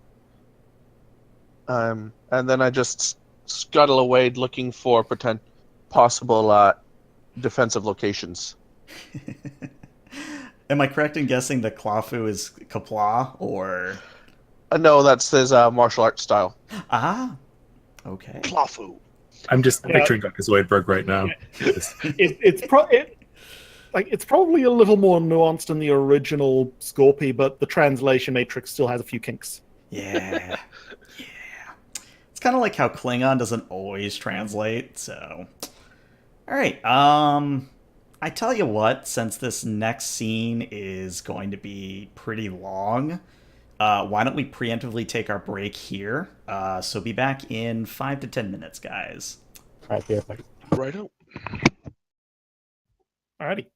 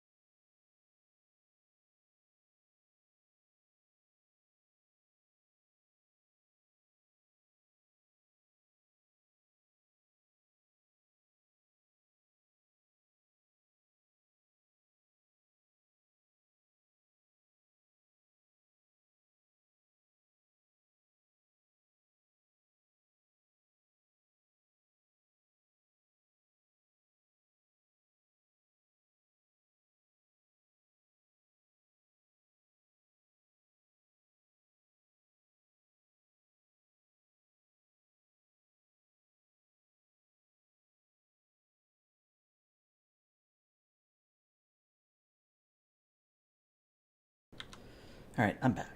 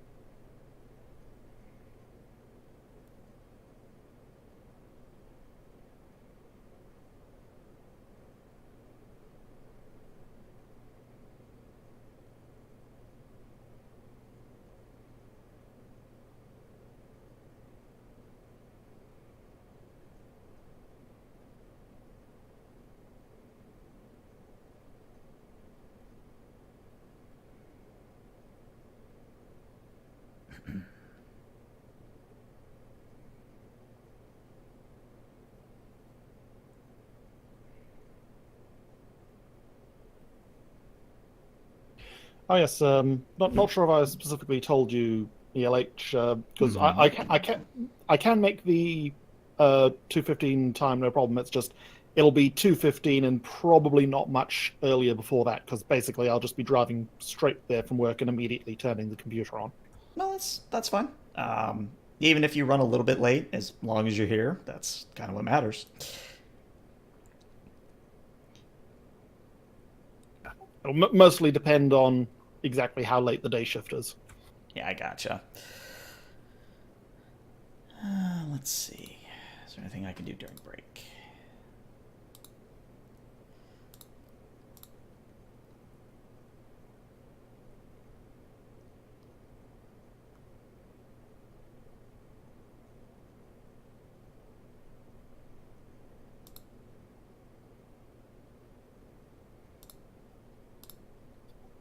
Always a bit nerve-wracking when you're about to spend a large chunk of money at once, even when you've been intending to do it for ages. Yeah. What are you I'm back. purchasing? A new CPU. Ah. AMD That or isn't Intel? that bad, but yeah, it's, AMD. It's a case of I'm finally upgrading from a dual core. Ah. I just got an 8-core, pretty good. I've upgraded my computer so many because times. I was previously like, okay, no, I can't really get my computer much more faster than it already is without just buying a completely new system from the ground up, because I've already got a decent video card and it still has trouble getting consistent frames in Overwatch. But then one time I had the task manager up on the side for some reason, and because it's Windows 10, it like breaks it up by individual like CPU, RAM, graphics card, etc. And I noticed, hang on, my video card is maybe working at 25% of capacity. Meanwhile, my CPU's maxed out. Sounds like a bottleneck. Yep. And basically going, looking at the costs, it's probably about as cheap and less hassle to just upgrade the CPU rather than try to do some overclocking. Sorry, CPUs. what tool was that? Just the Windows 10 Task Manager. We'll Yeah, get I've back. upgraded my computer so many times and made so many horrible mistakes when doing so that that's not even really a fear for me anymore. Oh, drop $500. Okay, upgrade something. Oh well. But yeah, been intending to do it for like the better part of the last month or so, and just in the process of getting it done this week. Nice. Yeah, I have so many horror stories from So I will be jumping straight from a dual core to an 8 core. Big Jump. Run all the things. What is that? You're getting the it's an AMD, right? Yeah. Is it the Vishra, What's up? the A350? Possibly. It's an AM3 socket. Okay. So, the CPU type, yeah, the FX 8350. That's exactly what I just got. You're gonna love it. It's pretty good. Okay, good. If it means I can jump into Melee and Overwatch and get frames per second above 5 per second, I'll be happy. Yeah, you're gonna notice a big increase. All right. Well, I don't know what Maddox's doing, but let's go ahead and get started again. So back on Gamma Bridge, since you are closer. Of course, you do have Lieutenant Commander Ty, Lieutenant Wine, and Lieutenant Commander MacTurek. MacTurek kind of turns and says, Sir, I'm detecting a vessel at long range approaching our position. Can you determine the configuration? Not at this distance, sir. All right. Hail the Ophion main section. All right. Comm line goes up. Gamma, Mr. Panek. Captain. We've detected a ship at long range. We are currently unable to determine the configuration. Just wish to keep you informed. Very well. We're going to continue scanning this anomaly and trying to figure it out as much as possible. If you need any assistance, please let us know and we can micro warp jump ourselves there in a few seconds. Very well. Close the channel, Miss Ty, and attempt to hail the incoming ship. Understood, sir. And she taps at the console, waits a little bit, and says, either they're not feeling like talking or they didn't get our signal. Can you determine the trajectory of their flight path? MacTurek speaks up and says, they are definitely headed right for us. Very well. Bring us to yellow alert and attempt to hail them again. Doing so on all frequencies, says Ty. Intriguing. Hail the Ophion. All right. Connect to Ophion. Skull here. The vessel is on an intercept course to our current position. They refuse to answer hails. We've gone to yellow alert. Very well. I will send sorry. I just had a brain fart. I will send Commander Beckett with the beta section over to assist. I'd like to stay here and gather as much data as possible. Aye, sir. I await his arrival. Gamma out. All right. So yeah, as now Gamma and Beta sections kind of take position above the planet, we cut back to the Alpha section, where I think I've got everybody's token where it should be. Yeah. So yeah, Locke, if you want to again roll me a reason plus science for scanning the sun. And the ship will assist with sensors plus science. Difficulty here, make it a 2.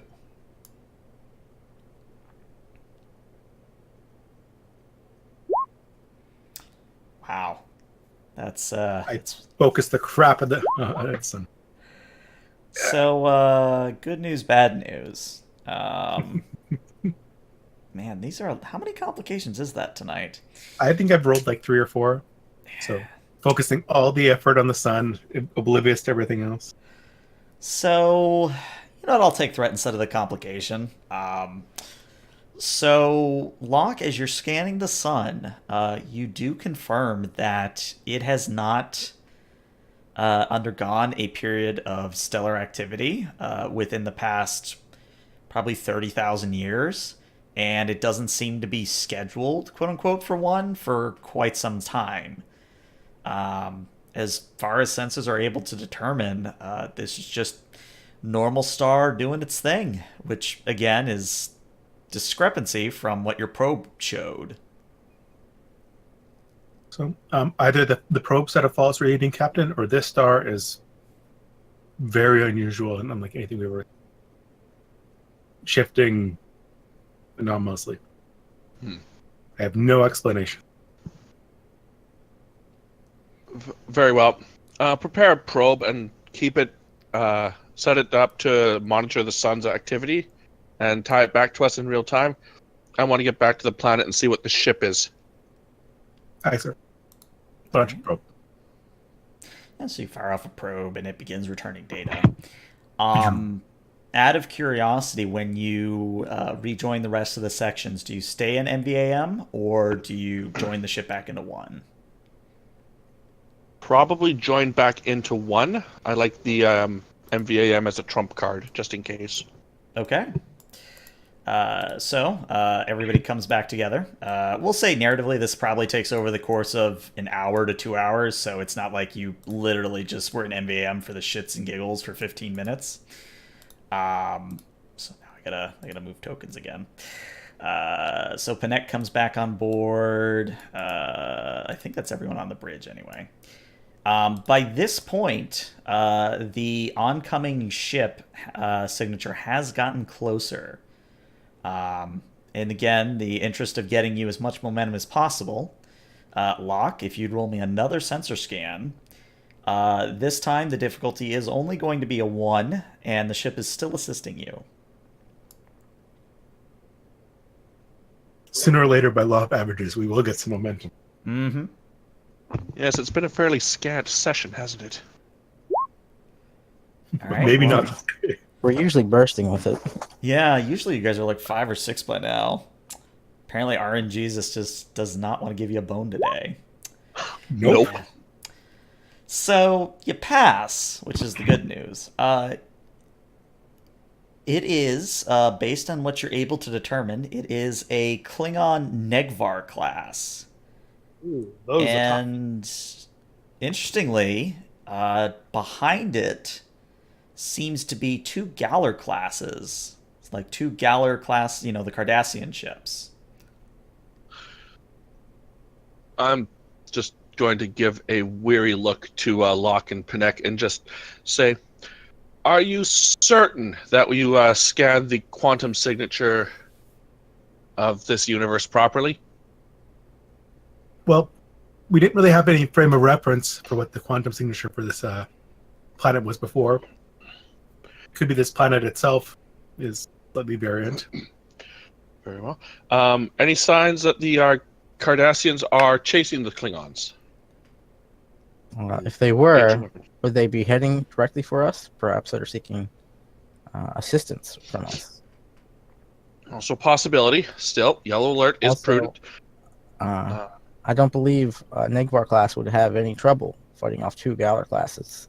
The Cardassians' ships are not what they used to be. Prepare an intercept course. Sona does turn a little bit and says, where would you like to intercept them, sir? Let's do at the solar system boundary, please. Understood, sir. The away team, sir?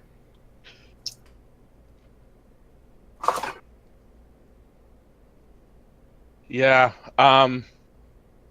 Bring them on board. Let's keep all of our eggs in our baskets. Skull to Murthrin.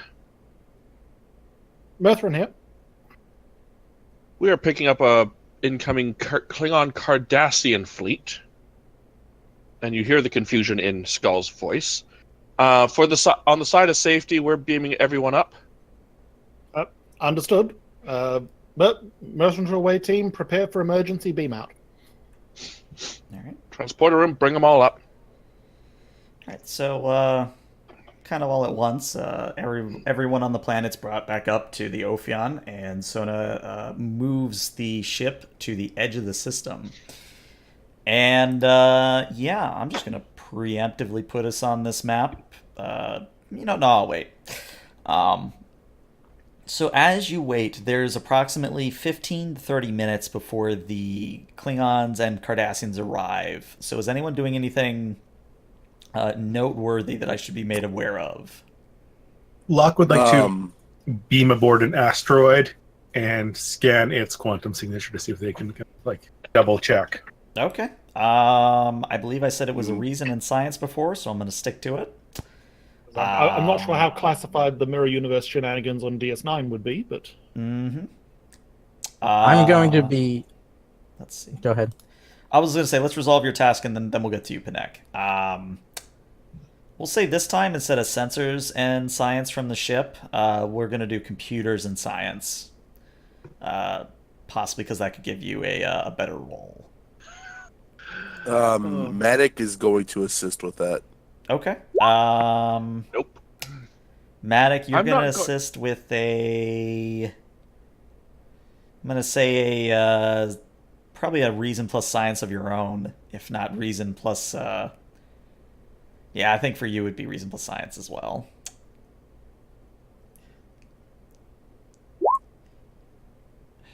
Okay, so there's 2 successes. Okay, you get 2 momentum. Finally. Yay. So, with Locke and Matic, you make it a point to thoroughly scan this asteroid you have beamed aboard, or have at least segregated from the rest. And sure enough, when you compare the quantum signature to those on record, as you probably have guessed by now, you are in the Mirror Universe. Captain, I've cracked open an asteroid and done a very detailed internal scan. It does appear that we are indeed in the Mirror Universe. My theory is that when we emerged from the portal, it sent out a quantum wave that radiated the surface of the nearby planet and area, altering its quantum state, or at least giving us false readings. Now that we've gone past that, I can guess we are screwed. Thank you, Locke, for your objective tactical assessment. Yes, Mr. Matic. What would Matic know of the Mirror Universe from the Daystrom Institute? Well, you would definitely know about the little captain's excursion that happened with Los back on the Arcadia. You would know that, as far as anyone is aware, the Duras family is in control of the Klingon Empire. What else? I would say some of the shenanigans that went on at DS9 happened, but because we're working with a slightly tweaked sort of circumstances here, it's not quite one-to-one. So, for example, for everybody who's not familiar with what happened in Arcadia, so the Galaxy, the Galaxy X, or the Galaxy Refit, whatever we're calling like the ISS Enterprise D, that conflict with the I forget the name of the Klingon ship you guys were on, but basically the players were on a Klingon ship and they tried to destroy the Enterprise and it didn't go well. You'd know all about that. But I would say after that, there's not a whole lot of information on the state of the Klingon Cardassian alliance. You don't know, if I remember from the wiki, I think the last Mirrorverse episode was the one where the Grand Nagus went over. So that would be the same episode where Worf got captured. And that would have been still years before now. So, yeah, there's definitely like at least a 3 to 4 year gap in your knowledge of what's going on in the Mirror Universe. All right. I hear Mirror Universe. I'm gonna turn to Locke. I'm gonna turn and yell across the the bridge at Locke. Scan for Borg signatures on those ships. Borg? It's a long story. Just do it, Locke. Okay. Yep. Scanning for Borg signatures. All right. You can either make this a roll or you can spend a momentum to ask the question. Of course, the roll would be, another reason science. Ship would be sensor science. Difficulty would be a 1. I'm just going to roll it. Okay. Let's get some momentum.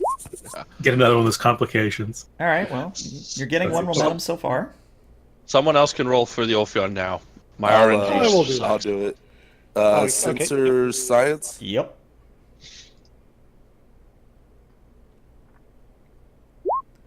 Hey, look at that. 2 momentum. Nice. It's more momentum than the Ophion. That's more successes than the Ophion's rolled to date, I think. Yeah. All right. So, good news. Kind of good news, neutral news. Good news, you're not detecting any Borg signatures. Neutral news, the Klingon Negvar is hailing you finally. On screen. All right, so on screen you see a battle-scarred Klingon veteran in the standard Klingon garb, because it doesn't really change between Mirror Universe and regular. And this somewhat portly gentleman, he is Klingon, sitting in the captain's chair, and he says, "Terran vessel, I must compliment you on, well, sneaking it by us by now. I thought we'd handled your little uprising when we destroyed Empok Nor." This is a very, very long story. I am Captain Barton Skull, and if you look very closely, you'll see that there's only actually one Terran on my bridge. Who are you? "I am General Varash, and it does not matter that there is only one Terran on your bridge. Your signature indicates that you are with the Terrans." Your assertions are incorrect, General. We hail. This might be difficult for you to believe, but we are not from your universe. We are simply trying to get back to our own. He stares at you for a moment, and then he bursts out in Klingon laughter. He goes, "Ha ha! You expect me to believe such dribble?" Look up. Let's see. I'm just going to sit down and directly ignore him and poke on my sheet for. Let's see. Look up your records for the Intendant Kira Nerys. Roughly, your star dates would be 34th day of the month of Kolpach, year of Duras, or year of Emperor Worf, 9643. So Varash says, "Fine, I will entertain you." And he nods at someone off screen, and there's some back and forth in Klingon, and he says, "Ah, yes, the failed intendant of Empok Nor. We executed her several years ago. What about her?" Yes, if you continue to look up her story, you should come to the curious, assuming that the Klingons in this universe are as meticulous with their war stories as they are in mine. You should find various stories of how she served as Emperor Worf's consort for a time, and yet somehow there are 2 of them for a brief instance. Varash's expression is hard to read. If you'd like to insight it, I'd let you do it. That would be an insight, all right. So I would say this would either be a insight plus command or insight plus con. I could see either really be applicable here. Difficulty, I'm going to make a 2. Okay. Diplomacy for focus? Sure. Okay. Let's see. Insight plus command.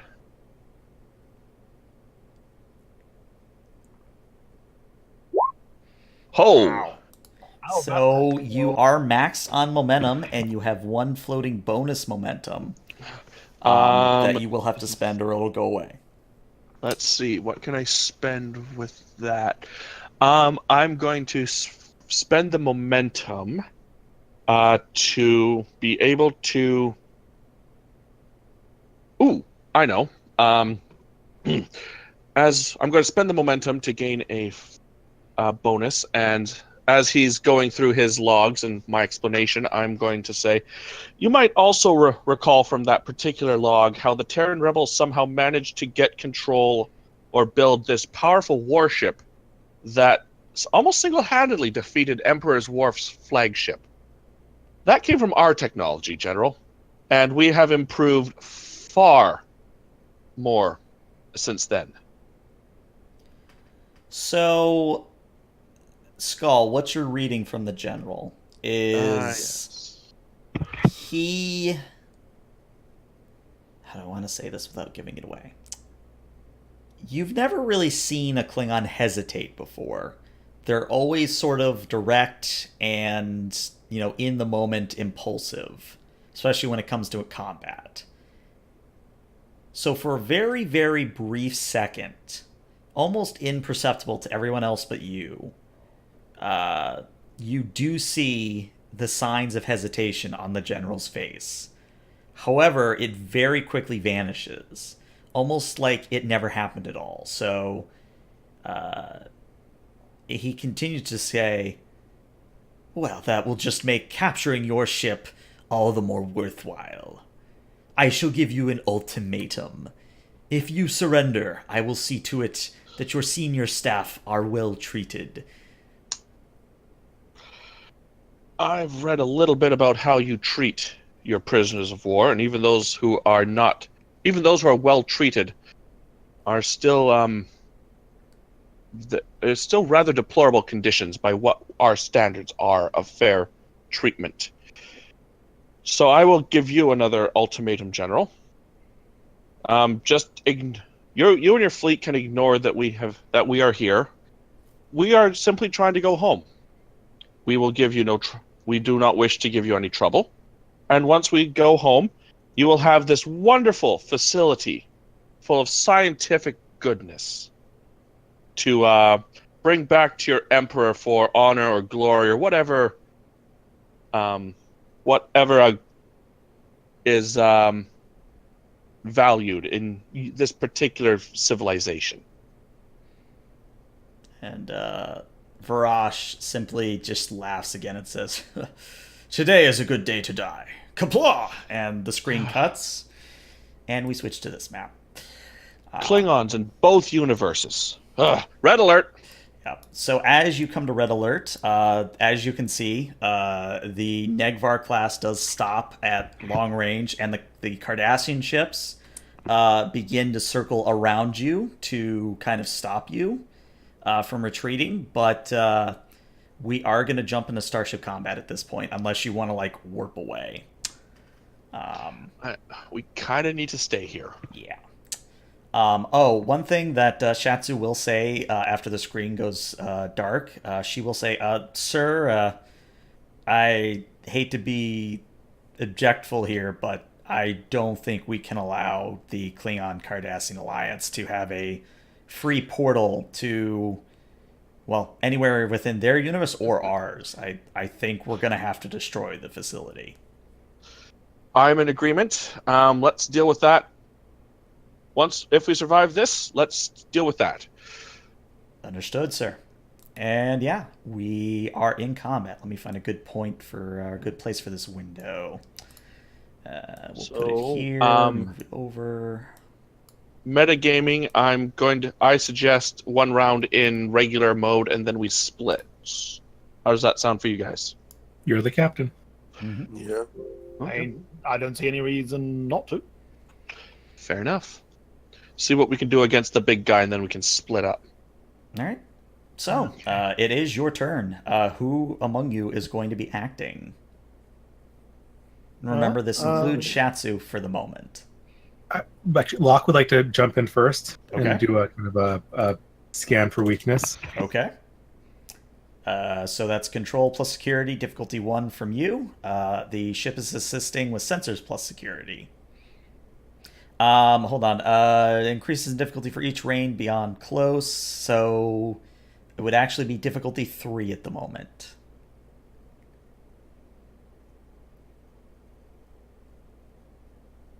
I'll spend 1 momentum to get an extra dice, for the best. Okay. Did I? Well, the ship might assist. Who's rolling for the ship? I can do that. All right, sensors and Third security die. from the ship.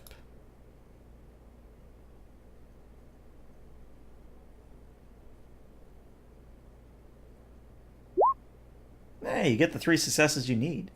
As you probably will know, your next attack before Locke's next turn has the Piercing 2 quality, which means every effect is -2 resistance. Also, if you spend any bonus d20 for extra damage, or no, if you purchase any d20s at all for the next attack, it's +1 damage for each bonus. Basically, you're set up for success here. And narratively, Locke, based on your days in Starfleet intelligence, you know that probably even in the mirror universe, there is a fatal structural flaw of the Negvar class, and that is where the sort of bridge section, the front of the head of the Negvar class, there is a weakening in the structural integrity field along where it connects with the neck. And if you focus your fire there, you're pretty sure you can do some damage. Actually, can I roll as lawyer for a second? Sure. The scan for weakness is control science. I was just looking it up. Oh, And so my you know third what? dice would have actually succeeded. No, I'm glad you caught that. I must have said security by accident. Glad you caught it. It is security for the ship. Yeah, so we did the ships right. We just didn't do science for you. So yeah, you actually are still at full momentum then. Oh no, I'm glad you caught that. I'm more the fan of being corrected than being wrong. In any case, that is the Ophion sensor operation. Up next, we have the IKS Yarpak.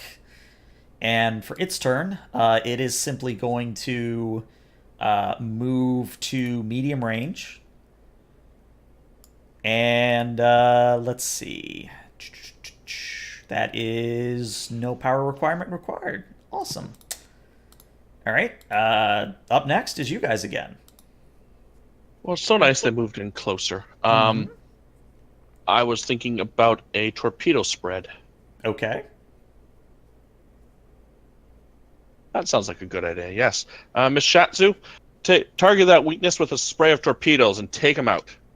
Okay, so question, are you ordering this or is she just doing it on her own? Because one, it will use up your command task. Well, I'll say it won't, but one will let you assist and one will not. I'd like to assist. Okay. So we'll count that as it being your tactical action. So who would like to roll for Shatsu? I will. Okay. Shatsu is rolling control plus security. The ship is assisting with weapons plus security. Skull, you're assisting with presence plus command. The difficulty, are you firing a salvo or just one? Salvo. I want to inflict as much damage as possible. All right, so the difficulty is a 3. The threat generated from this is, I believe it's 3 or 4 that I get. Yeah. That's fine. All right. I'm going to say I'm going to spend at least one threat to make the complication range a 19 to 20 on this. Spin momentum for an extra dice. Okay.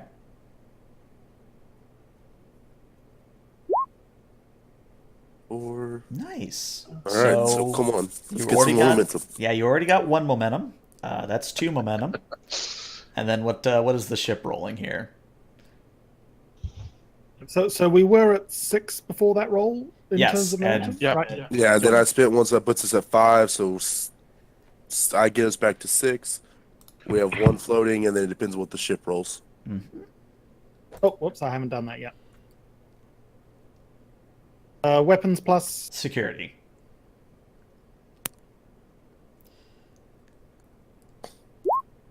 All right, so So 2 floating. keep in mind, yeah, you have 2 floating. Actually, no. No, you're right, 2 floating. Let's break down the roll here for challenge die.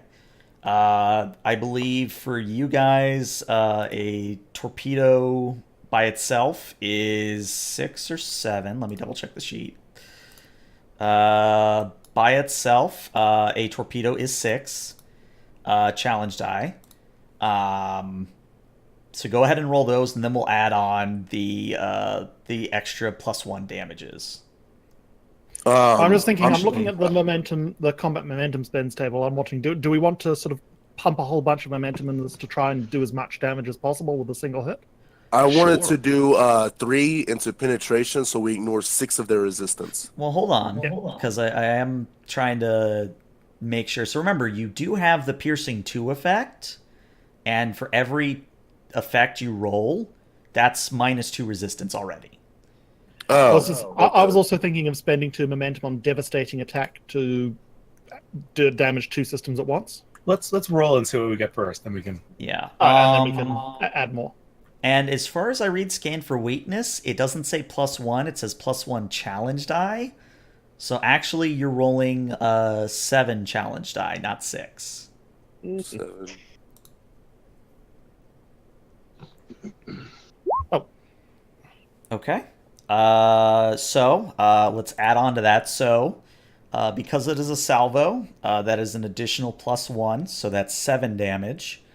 Trying to see if there's do you want anything to else. spend a momentum to re-roll those 3 zeros, or Yeah, I'm going to do that. Yeah. right, so that's 1 floating momentum. We also we're ignoring 4 resistance right now. Mhm. So that is now 11 damage, ignoring 4 resistance. What do you want to use that last floating momentum for? I would say put it into penetration. Make sure that we actually do some. We can either do penetration, or we can do Bonus damage. devastating attack. Yeah, because I was Devastating intending attack to. would. So, like, Yeah. spend the floating momentum and one of our permanent ones to Sure. add devastating attack. Works Yeah. for me. Okay. So, I have to do some quick math here. So that's 11 damage. No. Yeah, no, I had it right. 11 damage. Piercing 6, which means it only has that much resistance, which means it definitely suffers a breach. And high yield means 1 breach. And oh boy, it has And then spread it suffers effect. a second attack with 6 damage. Yeah, so that's 6 damage. Oh boy. Alright, this is going to be very interesting because whatever system you roll will affect how I flavor what happens. If we're aiming for the neck, can we spend like a momentum to just say structure? I'll allow it, yes. Alrighty. Is that what spend y'all another want, momentum. or Yeah. do you want to roll for it and hope to get something else? I mean, I'm this. thinking like specifically aiming for the structure, and then the second one is something at random. Sure. Okay. That sounds good. Fun. Alright. Because it's roll an additional system, not hit the same system again, sort of deal. Yeah. Okay. So narratively, what happens is Shatsu, almost like this is like day 1 at the academy and she's showing off because she's top of the class. She fires off a salvo of torpedoes, and as they fly away from the Ophion and impact the Yarpak, thanks to Locke's insight and scan of the area, immediately the Yarpak's shields are overwhelmed, and several of the torpedoes are able to slip through the gap and impact the neck of the Yarpak. And although you can't see what's going on inside the ship, outside of the ship, you immediately see that there are some pretty, I wouldn't say large, but probably like medium-sized hull breaches, not only in where you just hit, but also kind of cascading back towards the bulk of the ship. And mechanically, this reduces the resistance by 1 of the ship. Doesn't someone have the ability to keep initiative in this space combat? I believe Shatsu does. Would it be possible for us to use that and then go attack again? Yes, but remember she would be at an increased difficulty. Yeah. What if I used my direct move as a commander Mm-hmm. and then got her to attack again? And if she needs be, I have the let me just find it. Are you thinking I've of got advisor? advisor. Yeah. Okay. Because I'd be using my command to assist them with her attack. We haven't used up any power yet, have we? No. So phaser strike would be good, yeah. Mm-hmm. All right. So, again, let's break down the roll. So, Shatsu is rolling another control plus security. The difficulty is a 3, because it went up by 1, because she's already acted this turn, so doing it again is another 1 difficulty. I think technically it's supposed to be another character rolling it, but, you know, we've kind of always done it this way, so we'll just keep it consistent. Panek, you rolling. You're doing a presence plus command. 1 die from you. The ship is again assisting with weapons plus security. 1 die there. And yeah, let's see what happens. Momentum for an extra dice for Shatsu. Okay. Team dynamics. Yeah, Focus. I'll allow it. All right, so let's see what Panek gets, but right now you're getting back. Okay, see? You were like, guys, we can't roll for shit. And then all I had to do was put an adversary in front of you, and you're like, here, we're just going to blow him up.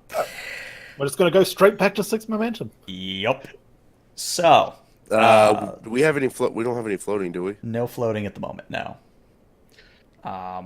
So yeah, go ahead and roll the challenge die damage here. I don't think scan for weakness apply because it was the next attack. Correct. So 6. Yeah. Well, I thought you had stronger phasers than that. Yeah, your wait, are we phasers. doing phase? Well, your phasers are 8. I completely forgot. You have versatile too because they're phasers. So you actually have 2 floating momentum.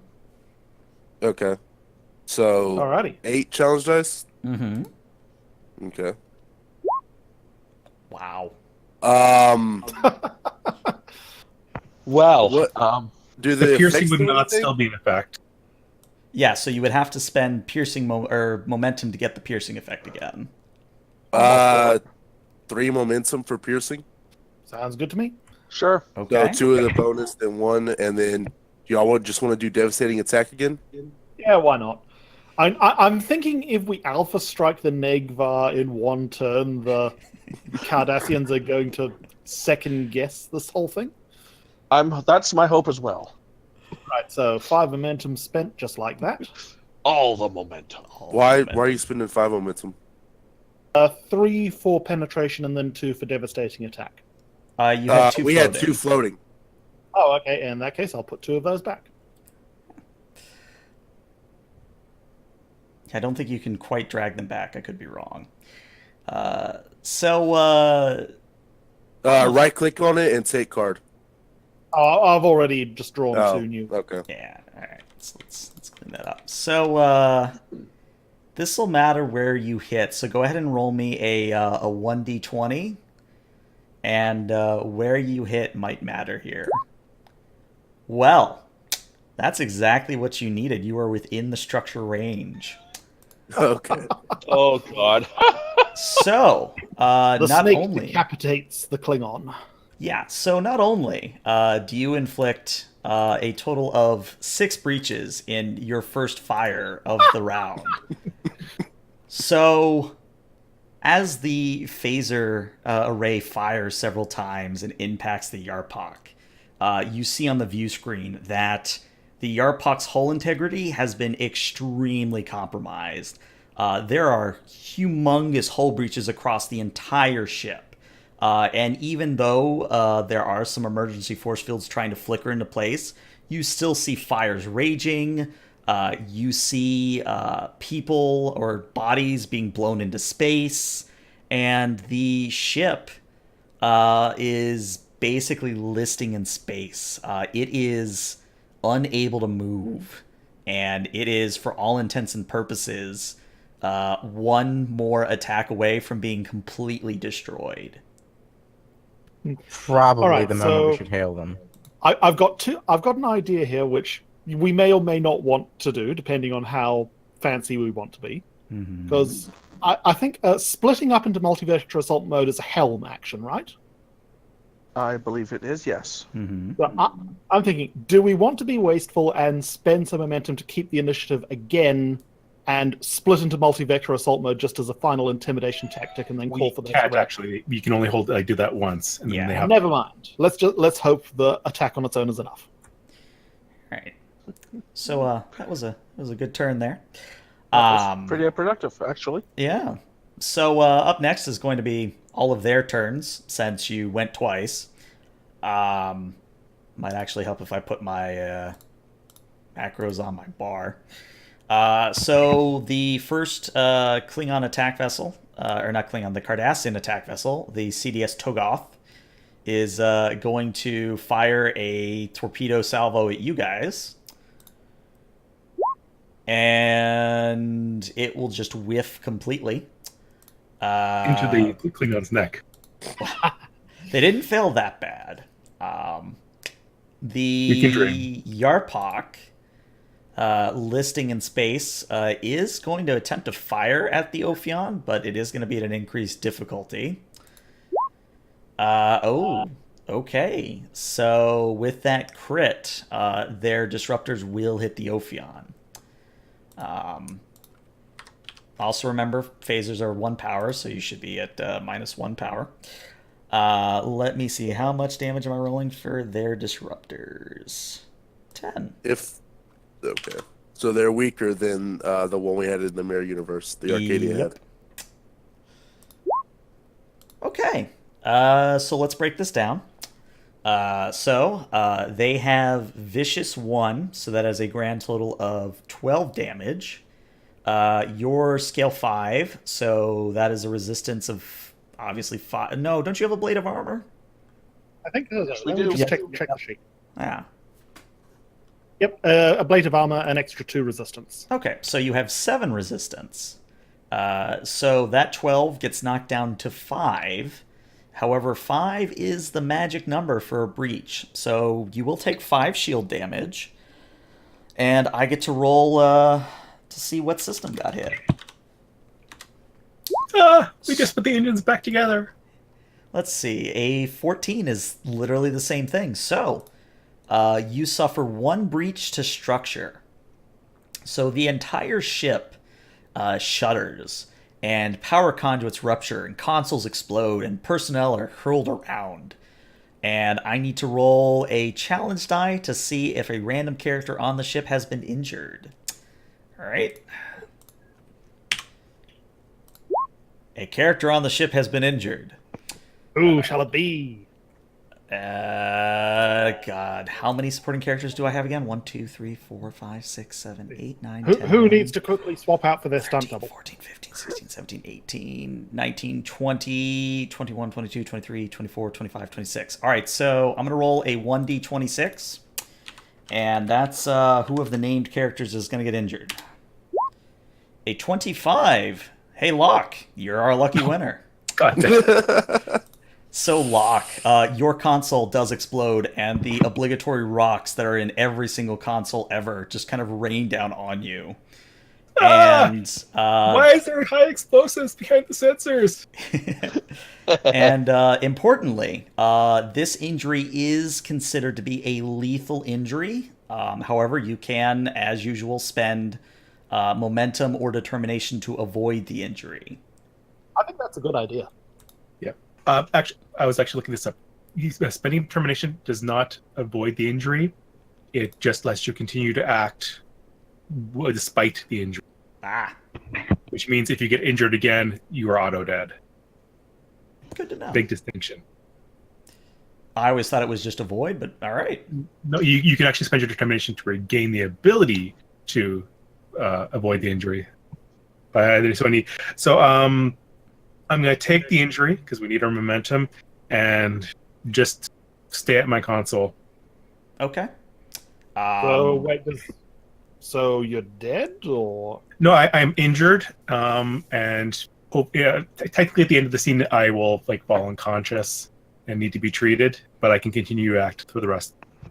I'll kind of like unless your console explodes a second time? And unless I get hit again, in which case I'm dead. Mm-hmm.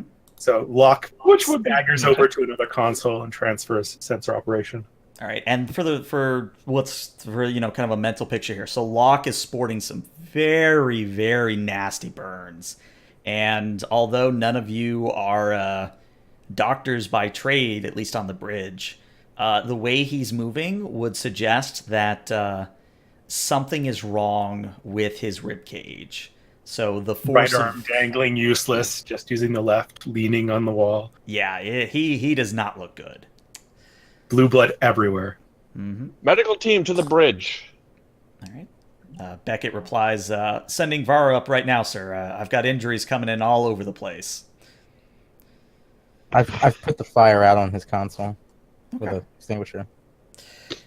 As you do that, the other Cardassian vessel, the CDS Surjom, is also going to fire a torpedo salvo. And will whiff. And I'm going to roll here, because this could impact the Negvar class.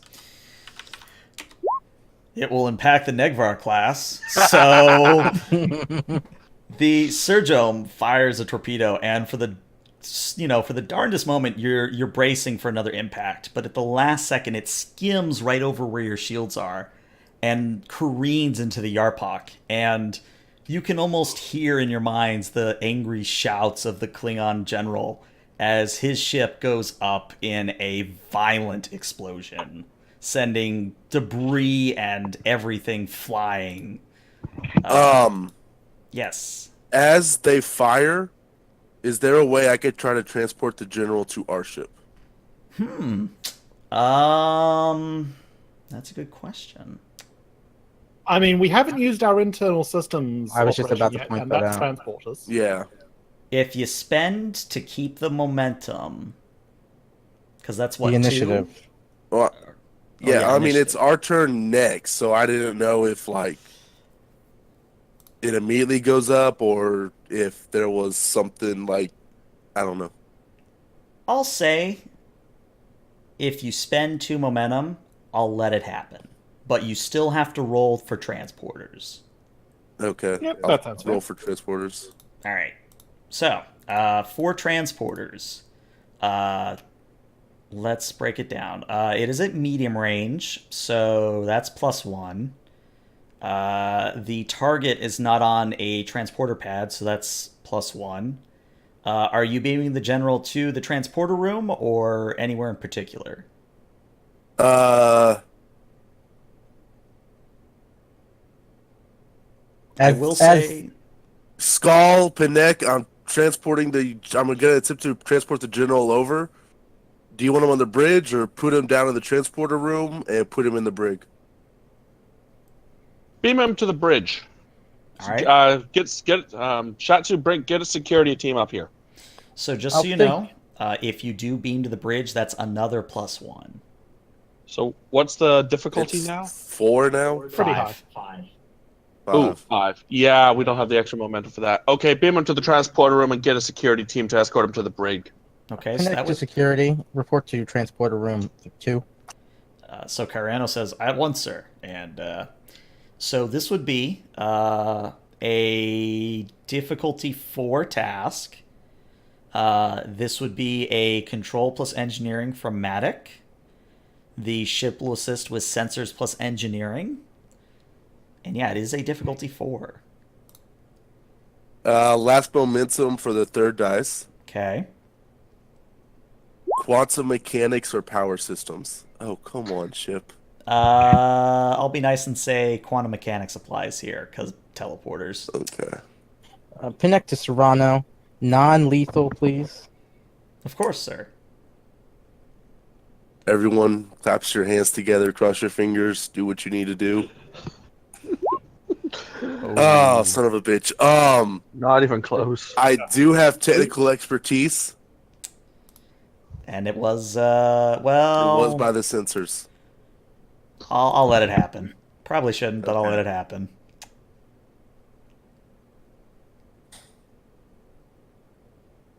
So which dice are we re-rolling? I guess I'm just gonna re-roll any of them that didn't succeed. Okay. I guess I'll re-roll mine because I have a higher focus. Yeah, because Thing. it's like you re-roll any one dice and you've got better stats. Mm-hmm. Oh, so here's what's gonna happen unless you spend determination. Ouch. I don't think he's worth it, in my opinion, but that's up. Yeah, I was saying, let's figure that out though. Are you gonna spend determination for the reroll or no? I'm fine to just let him get smooshed with his ship. But... I mean, Matic has some questions for him, seeing as he is a general. Daystrom Institute related questions. Mm-hmm. However, I'm sure just dealing with the I'm sure the Cardassians would probably know just as much. Okay. So All right. In that case, Matic, you fire off the transporter, and after a moment, as the Yarpak does explode, the transporter room reports, "Sir, we didn't get him." Clean up in Understandable. transporter room 2. Yeah. And I will say, at this point, I'll be nice and say it is still your turn. So if you want to say, I don't know, hail and maybe apply to their senses to leave, that can happen. Yeah. Helm, bring us about to face them. Keep weapons charged. Open hailing frequencies. All right.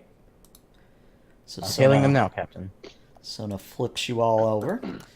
And this time your call has been answered by a Cardassian individual. He just kind of looks at you almost a little bit bewildered and says, "What Terran technology is this? How in the world did you manage to construct such a thing without us knowing?" It's my experience that the Cardassians are often the more level-headed partner of the Klingon-Cardassian alliance. Therefore, I'm giving you one chance. Power down your weapons and flee back to your borders.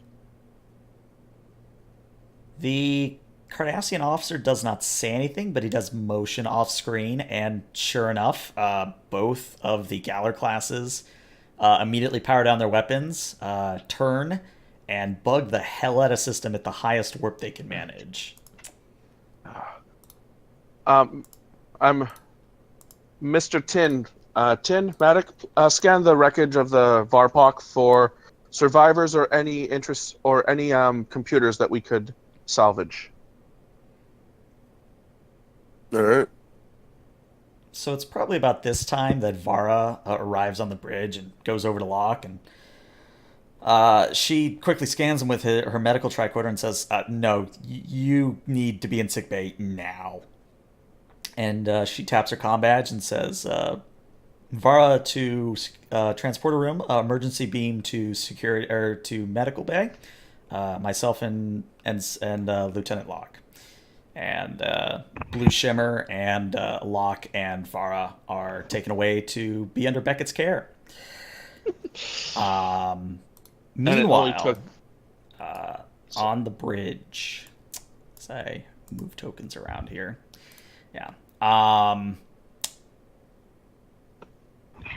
Your scan for any salvageable components. I'm looking for specifically data information, computer core, anything that is information related. I don't really care if there are survivors. Okay. In that case, Matic, I think you know by now it's reason plus science. Ship is assisting with sensors plus science. What's the difficulty? I'm gonna make the difficulty here let's make it a 3. Let's use some of that threat since you blew up my ship. Because I feel bad for you, I'm going to give you a 6 threat to just go in and get 5 die. All right, sure. How magnanimous of you. And then Victus shows up. Yes, and then Victus of Borg shows up. All right, well, Oh, good. Okay, what the hell? you Oh, wow. you got the 3 you needed, so that's the good Well, news. the ship still needs to roll. If they're using sensors, I'm just going to go ahead and re-roll one of those zeros. Nope. All right, so who's doing the ship? I'm trying to find it. There we go. Sensors plus Science. Science.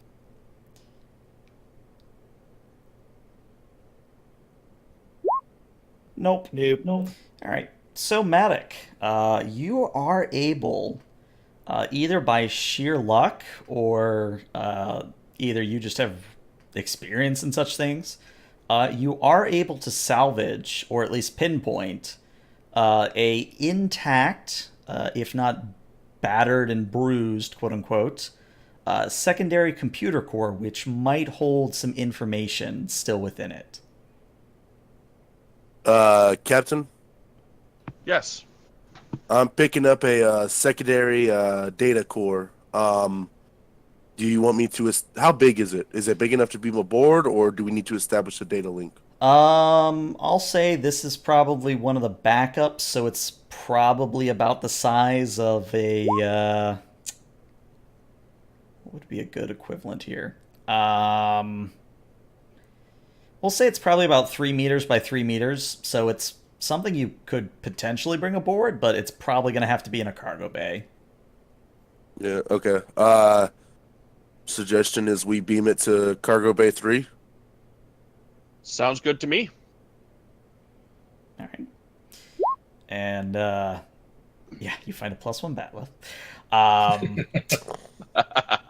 I'll say... a vorpal bat left would be insane. Batleth. Oh, God. I'll be nice. Instead of having you roll for it, you are able to salvage the data core, no problem. Other than that, though, unless you really want to start scanning for survivors or +1 batleths, that's pretty much all you find. As it gets transported if Matic isn't needed, he will go to the cargo bay and start hooking the stuff up to the data core. Okay. That's fine. I'm going to wait to make sure that the Cardassians are completely leaving sensor range, and then I'll order Sona to take us back to the planet and resume power-up operations. All right. So the one thing you will detect for free is that the Cardassians are now definitely squawking as they fly away. Fair enough. But yeah. So I'm guessing we want to sort of figure out that how to get back to the Prime Universe quickly deal. Yes. I'm going to go to Murthrin Oh, wait, you're not on the bridge. Skull to Murthrin. Murthrin here. I'm guessing by the damage. fact that I'm still standing here, we've won. Correct. What damage report? We took a few bad hits to the structure from that rear strike from the Cardassian warship, but other than that, we're fine. Fantastic. We're heading back to the planet. Take as many teams of engineers and scientists you need to see if we can't get that thing started up any quicker. Right, I mean, I wouldn't want to rush it too fast, but we'll see what we can do about figuring out what happened to get us here in the first place and maybe reversing it on the way back. Sounds good to me. Bridge to sick bay. How's Locke doing? Beckett here, sir. Good news. Locke's made it through the worst of it. He'll be fine, but I will say he is not cleared for duty for at least a couple days. Luckily, he was the most severe injury I've had to treat. Everyone else was just bumps and bruises. Damn it, I need that brain of his. Very well. Chief Hylong, congratulations. You're our new science officer. Figure out what the heck's going on with the sun. At once, sir. Thank you. All right. As much as I hate to go back to this map again, because we've used it, like 80 times this last session. I mean, the series reused sets. Yeah. This one's getting some good mileage. All right, so Mirthrin's on the planet for sure. Kyrano's, we'll say he's there for security. Why not?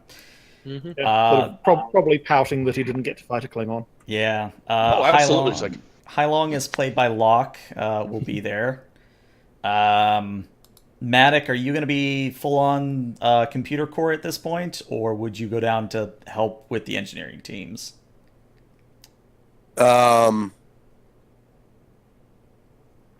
He's gonna call Pinek to the cargo bay real quick. Okay. On my way. All right. And yeah. So, whenever Pinek shows up, he sees that the data core's been connected. Maddox also going to hand Pinek a data pad. Basically, what it says is Pinek's been approved to look at R&D names, and he's able to look at supplementary data about projects that Maddox is working on for the Daystrom Institute, but he can't look into exact details and specifications. I'll scan the data pad. And very well, Mr. Medic. I'll begin perusing your supplementary data. What can you tell me about this Klingon data bank? I mean, as far as I could tell, it looks very similar to the data banks back in our universe. Something that I will let the captain know about. The reason I had everyone scan for Borg is back on the Arcadia, whenever at the time, Ensign Los had to, he went over to the Mirror Universe to save someone who had been trapped over there. There was a Borg called Victus of Borg. He ended up capturing is it ISS? Mm-hmm. Yeah, the ISS Enterprise. And and from what we know of the operation then, is he has begun rebuilding the Borg Collective as him, the leader.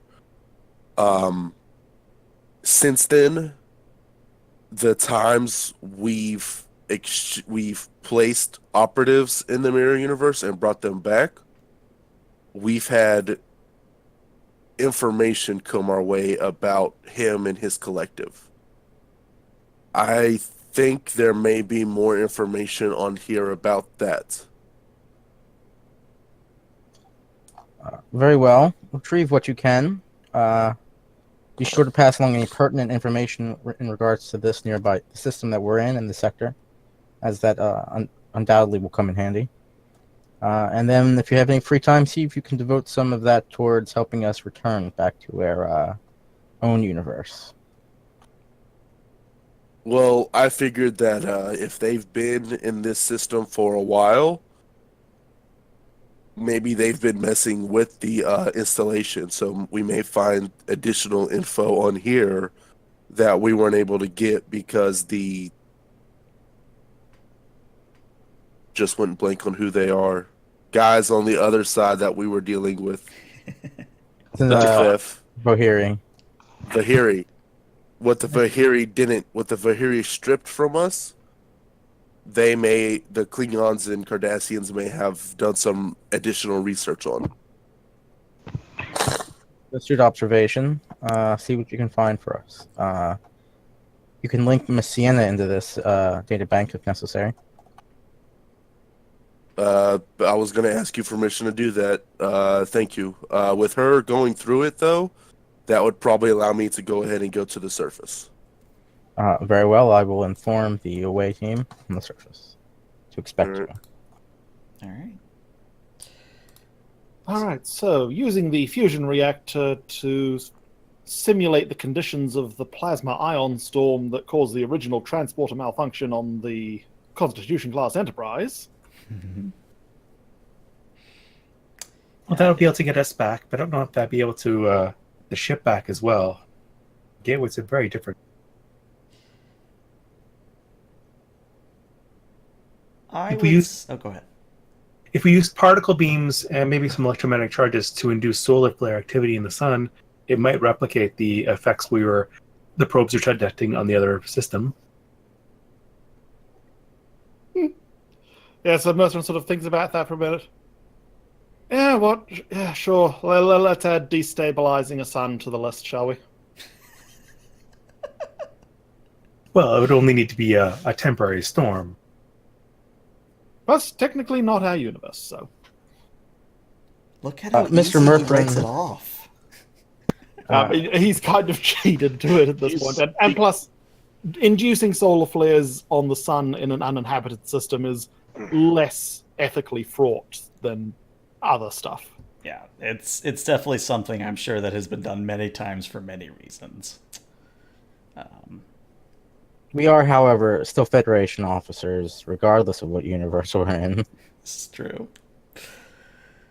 How do I want to say this? So, because I do kind of want to, experiment with our new ending time, I'll say for sake of argument, not to cut our piece short or anything, but I'll say for sake of argument, you guys spend the next day tossing theories, crunching the numbers, etc. And as your initial hypothesis that you just kind of brought up a few moments ago, if you induce stellar activity and open the portal at the same time, you're about 70% sure that'll get you back to where you came from in your own universe. Or at least a very comparable universe. Yeah. However, there is a small catch, and that is whether or not you destroy the facility as you leave. Oh, I have a thought for this. Okay.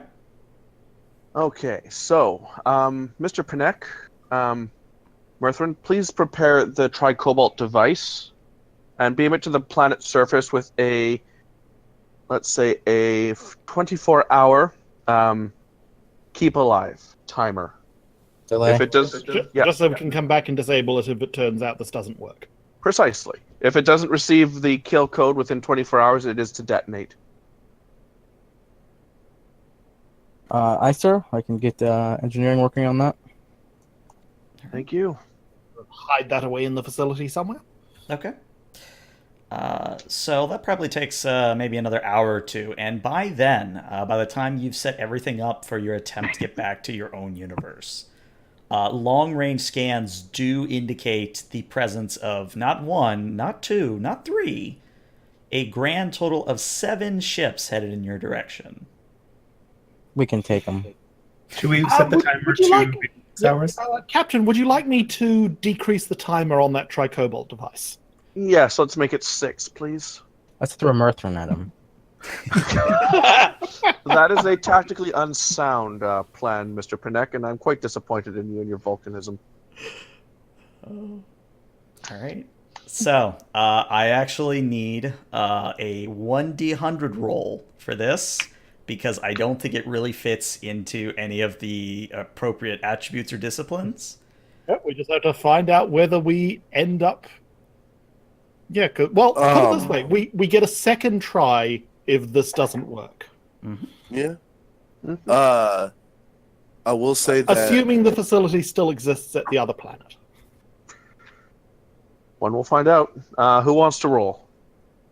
Before we roll, during the time that Matic isn't necessarily needed for calculations and all that, he wants to go through the facility with a engineering team and he wants to try to get some of the tech that the Vori stole. Okay. Because we're going to be blowing it up anyway, so may as well just strip it for useful parts. All right. So do you want me to roll for that, or no? do I just get a I'm bunch just of gonna free let it stuff? happen. All right. So yeah, you set up the tricobalt device to explode a little bit sooner, and I'm assuming, Captain, you give the order to go on with the plan. Yes, I do. All right. So all at once, you fire off some explosives, probably more photon torpedoes, into the sun to induce solar activity.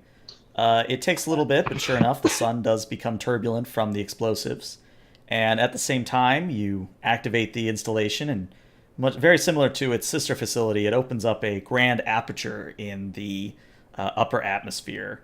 And again, as Sona takes you through, there's again a period of weightlessness and stomach turning before you arrive in the middle of space somewhere. You are nowhere near any systems whatsoever. In fact, you have no idea where you are at the current Actually, moment. I just thought the straight the 1d100 roll to find out whether the thing we ended up in the same place probably makes more sense for you to roll that. Yeah, I thought the same thing, and I rolled it. I rolled it on GM screen. Oh, okay, cool. So yeah, you're kind of just staring out at a blank starfield at the moment. Miss Who Hylong, where are we? Scanning now, Captain. It seems to be space. How long? It's been a long day, Chief. Don't test me. Right. Because that's totally something Hylong would say too. Yeah, if Hylong wants to do a and the ship is assisting with sensors and science. I'd assume so. Mm-hmm.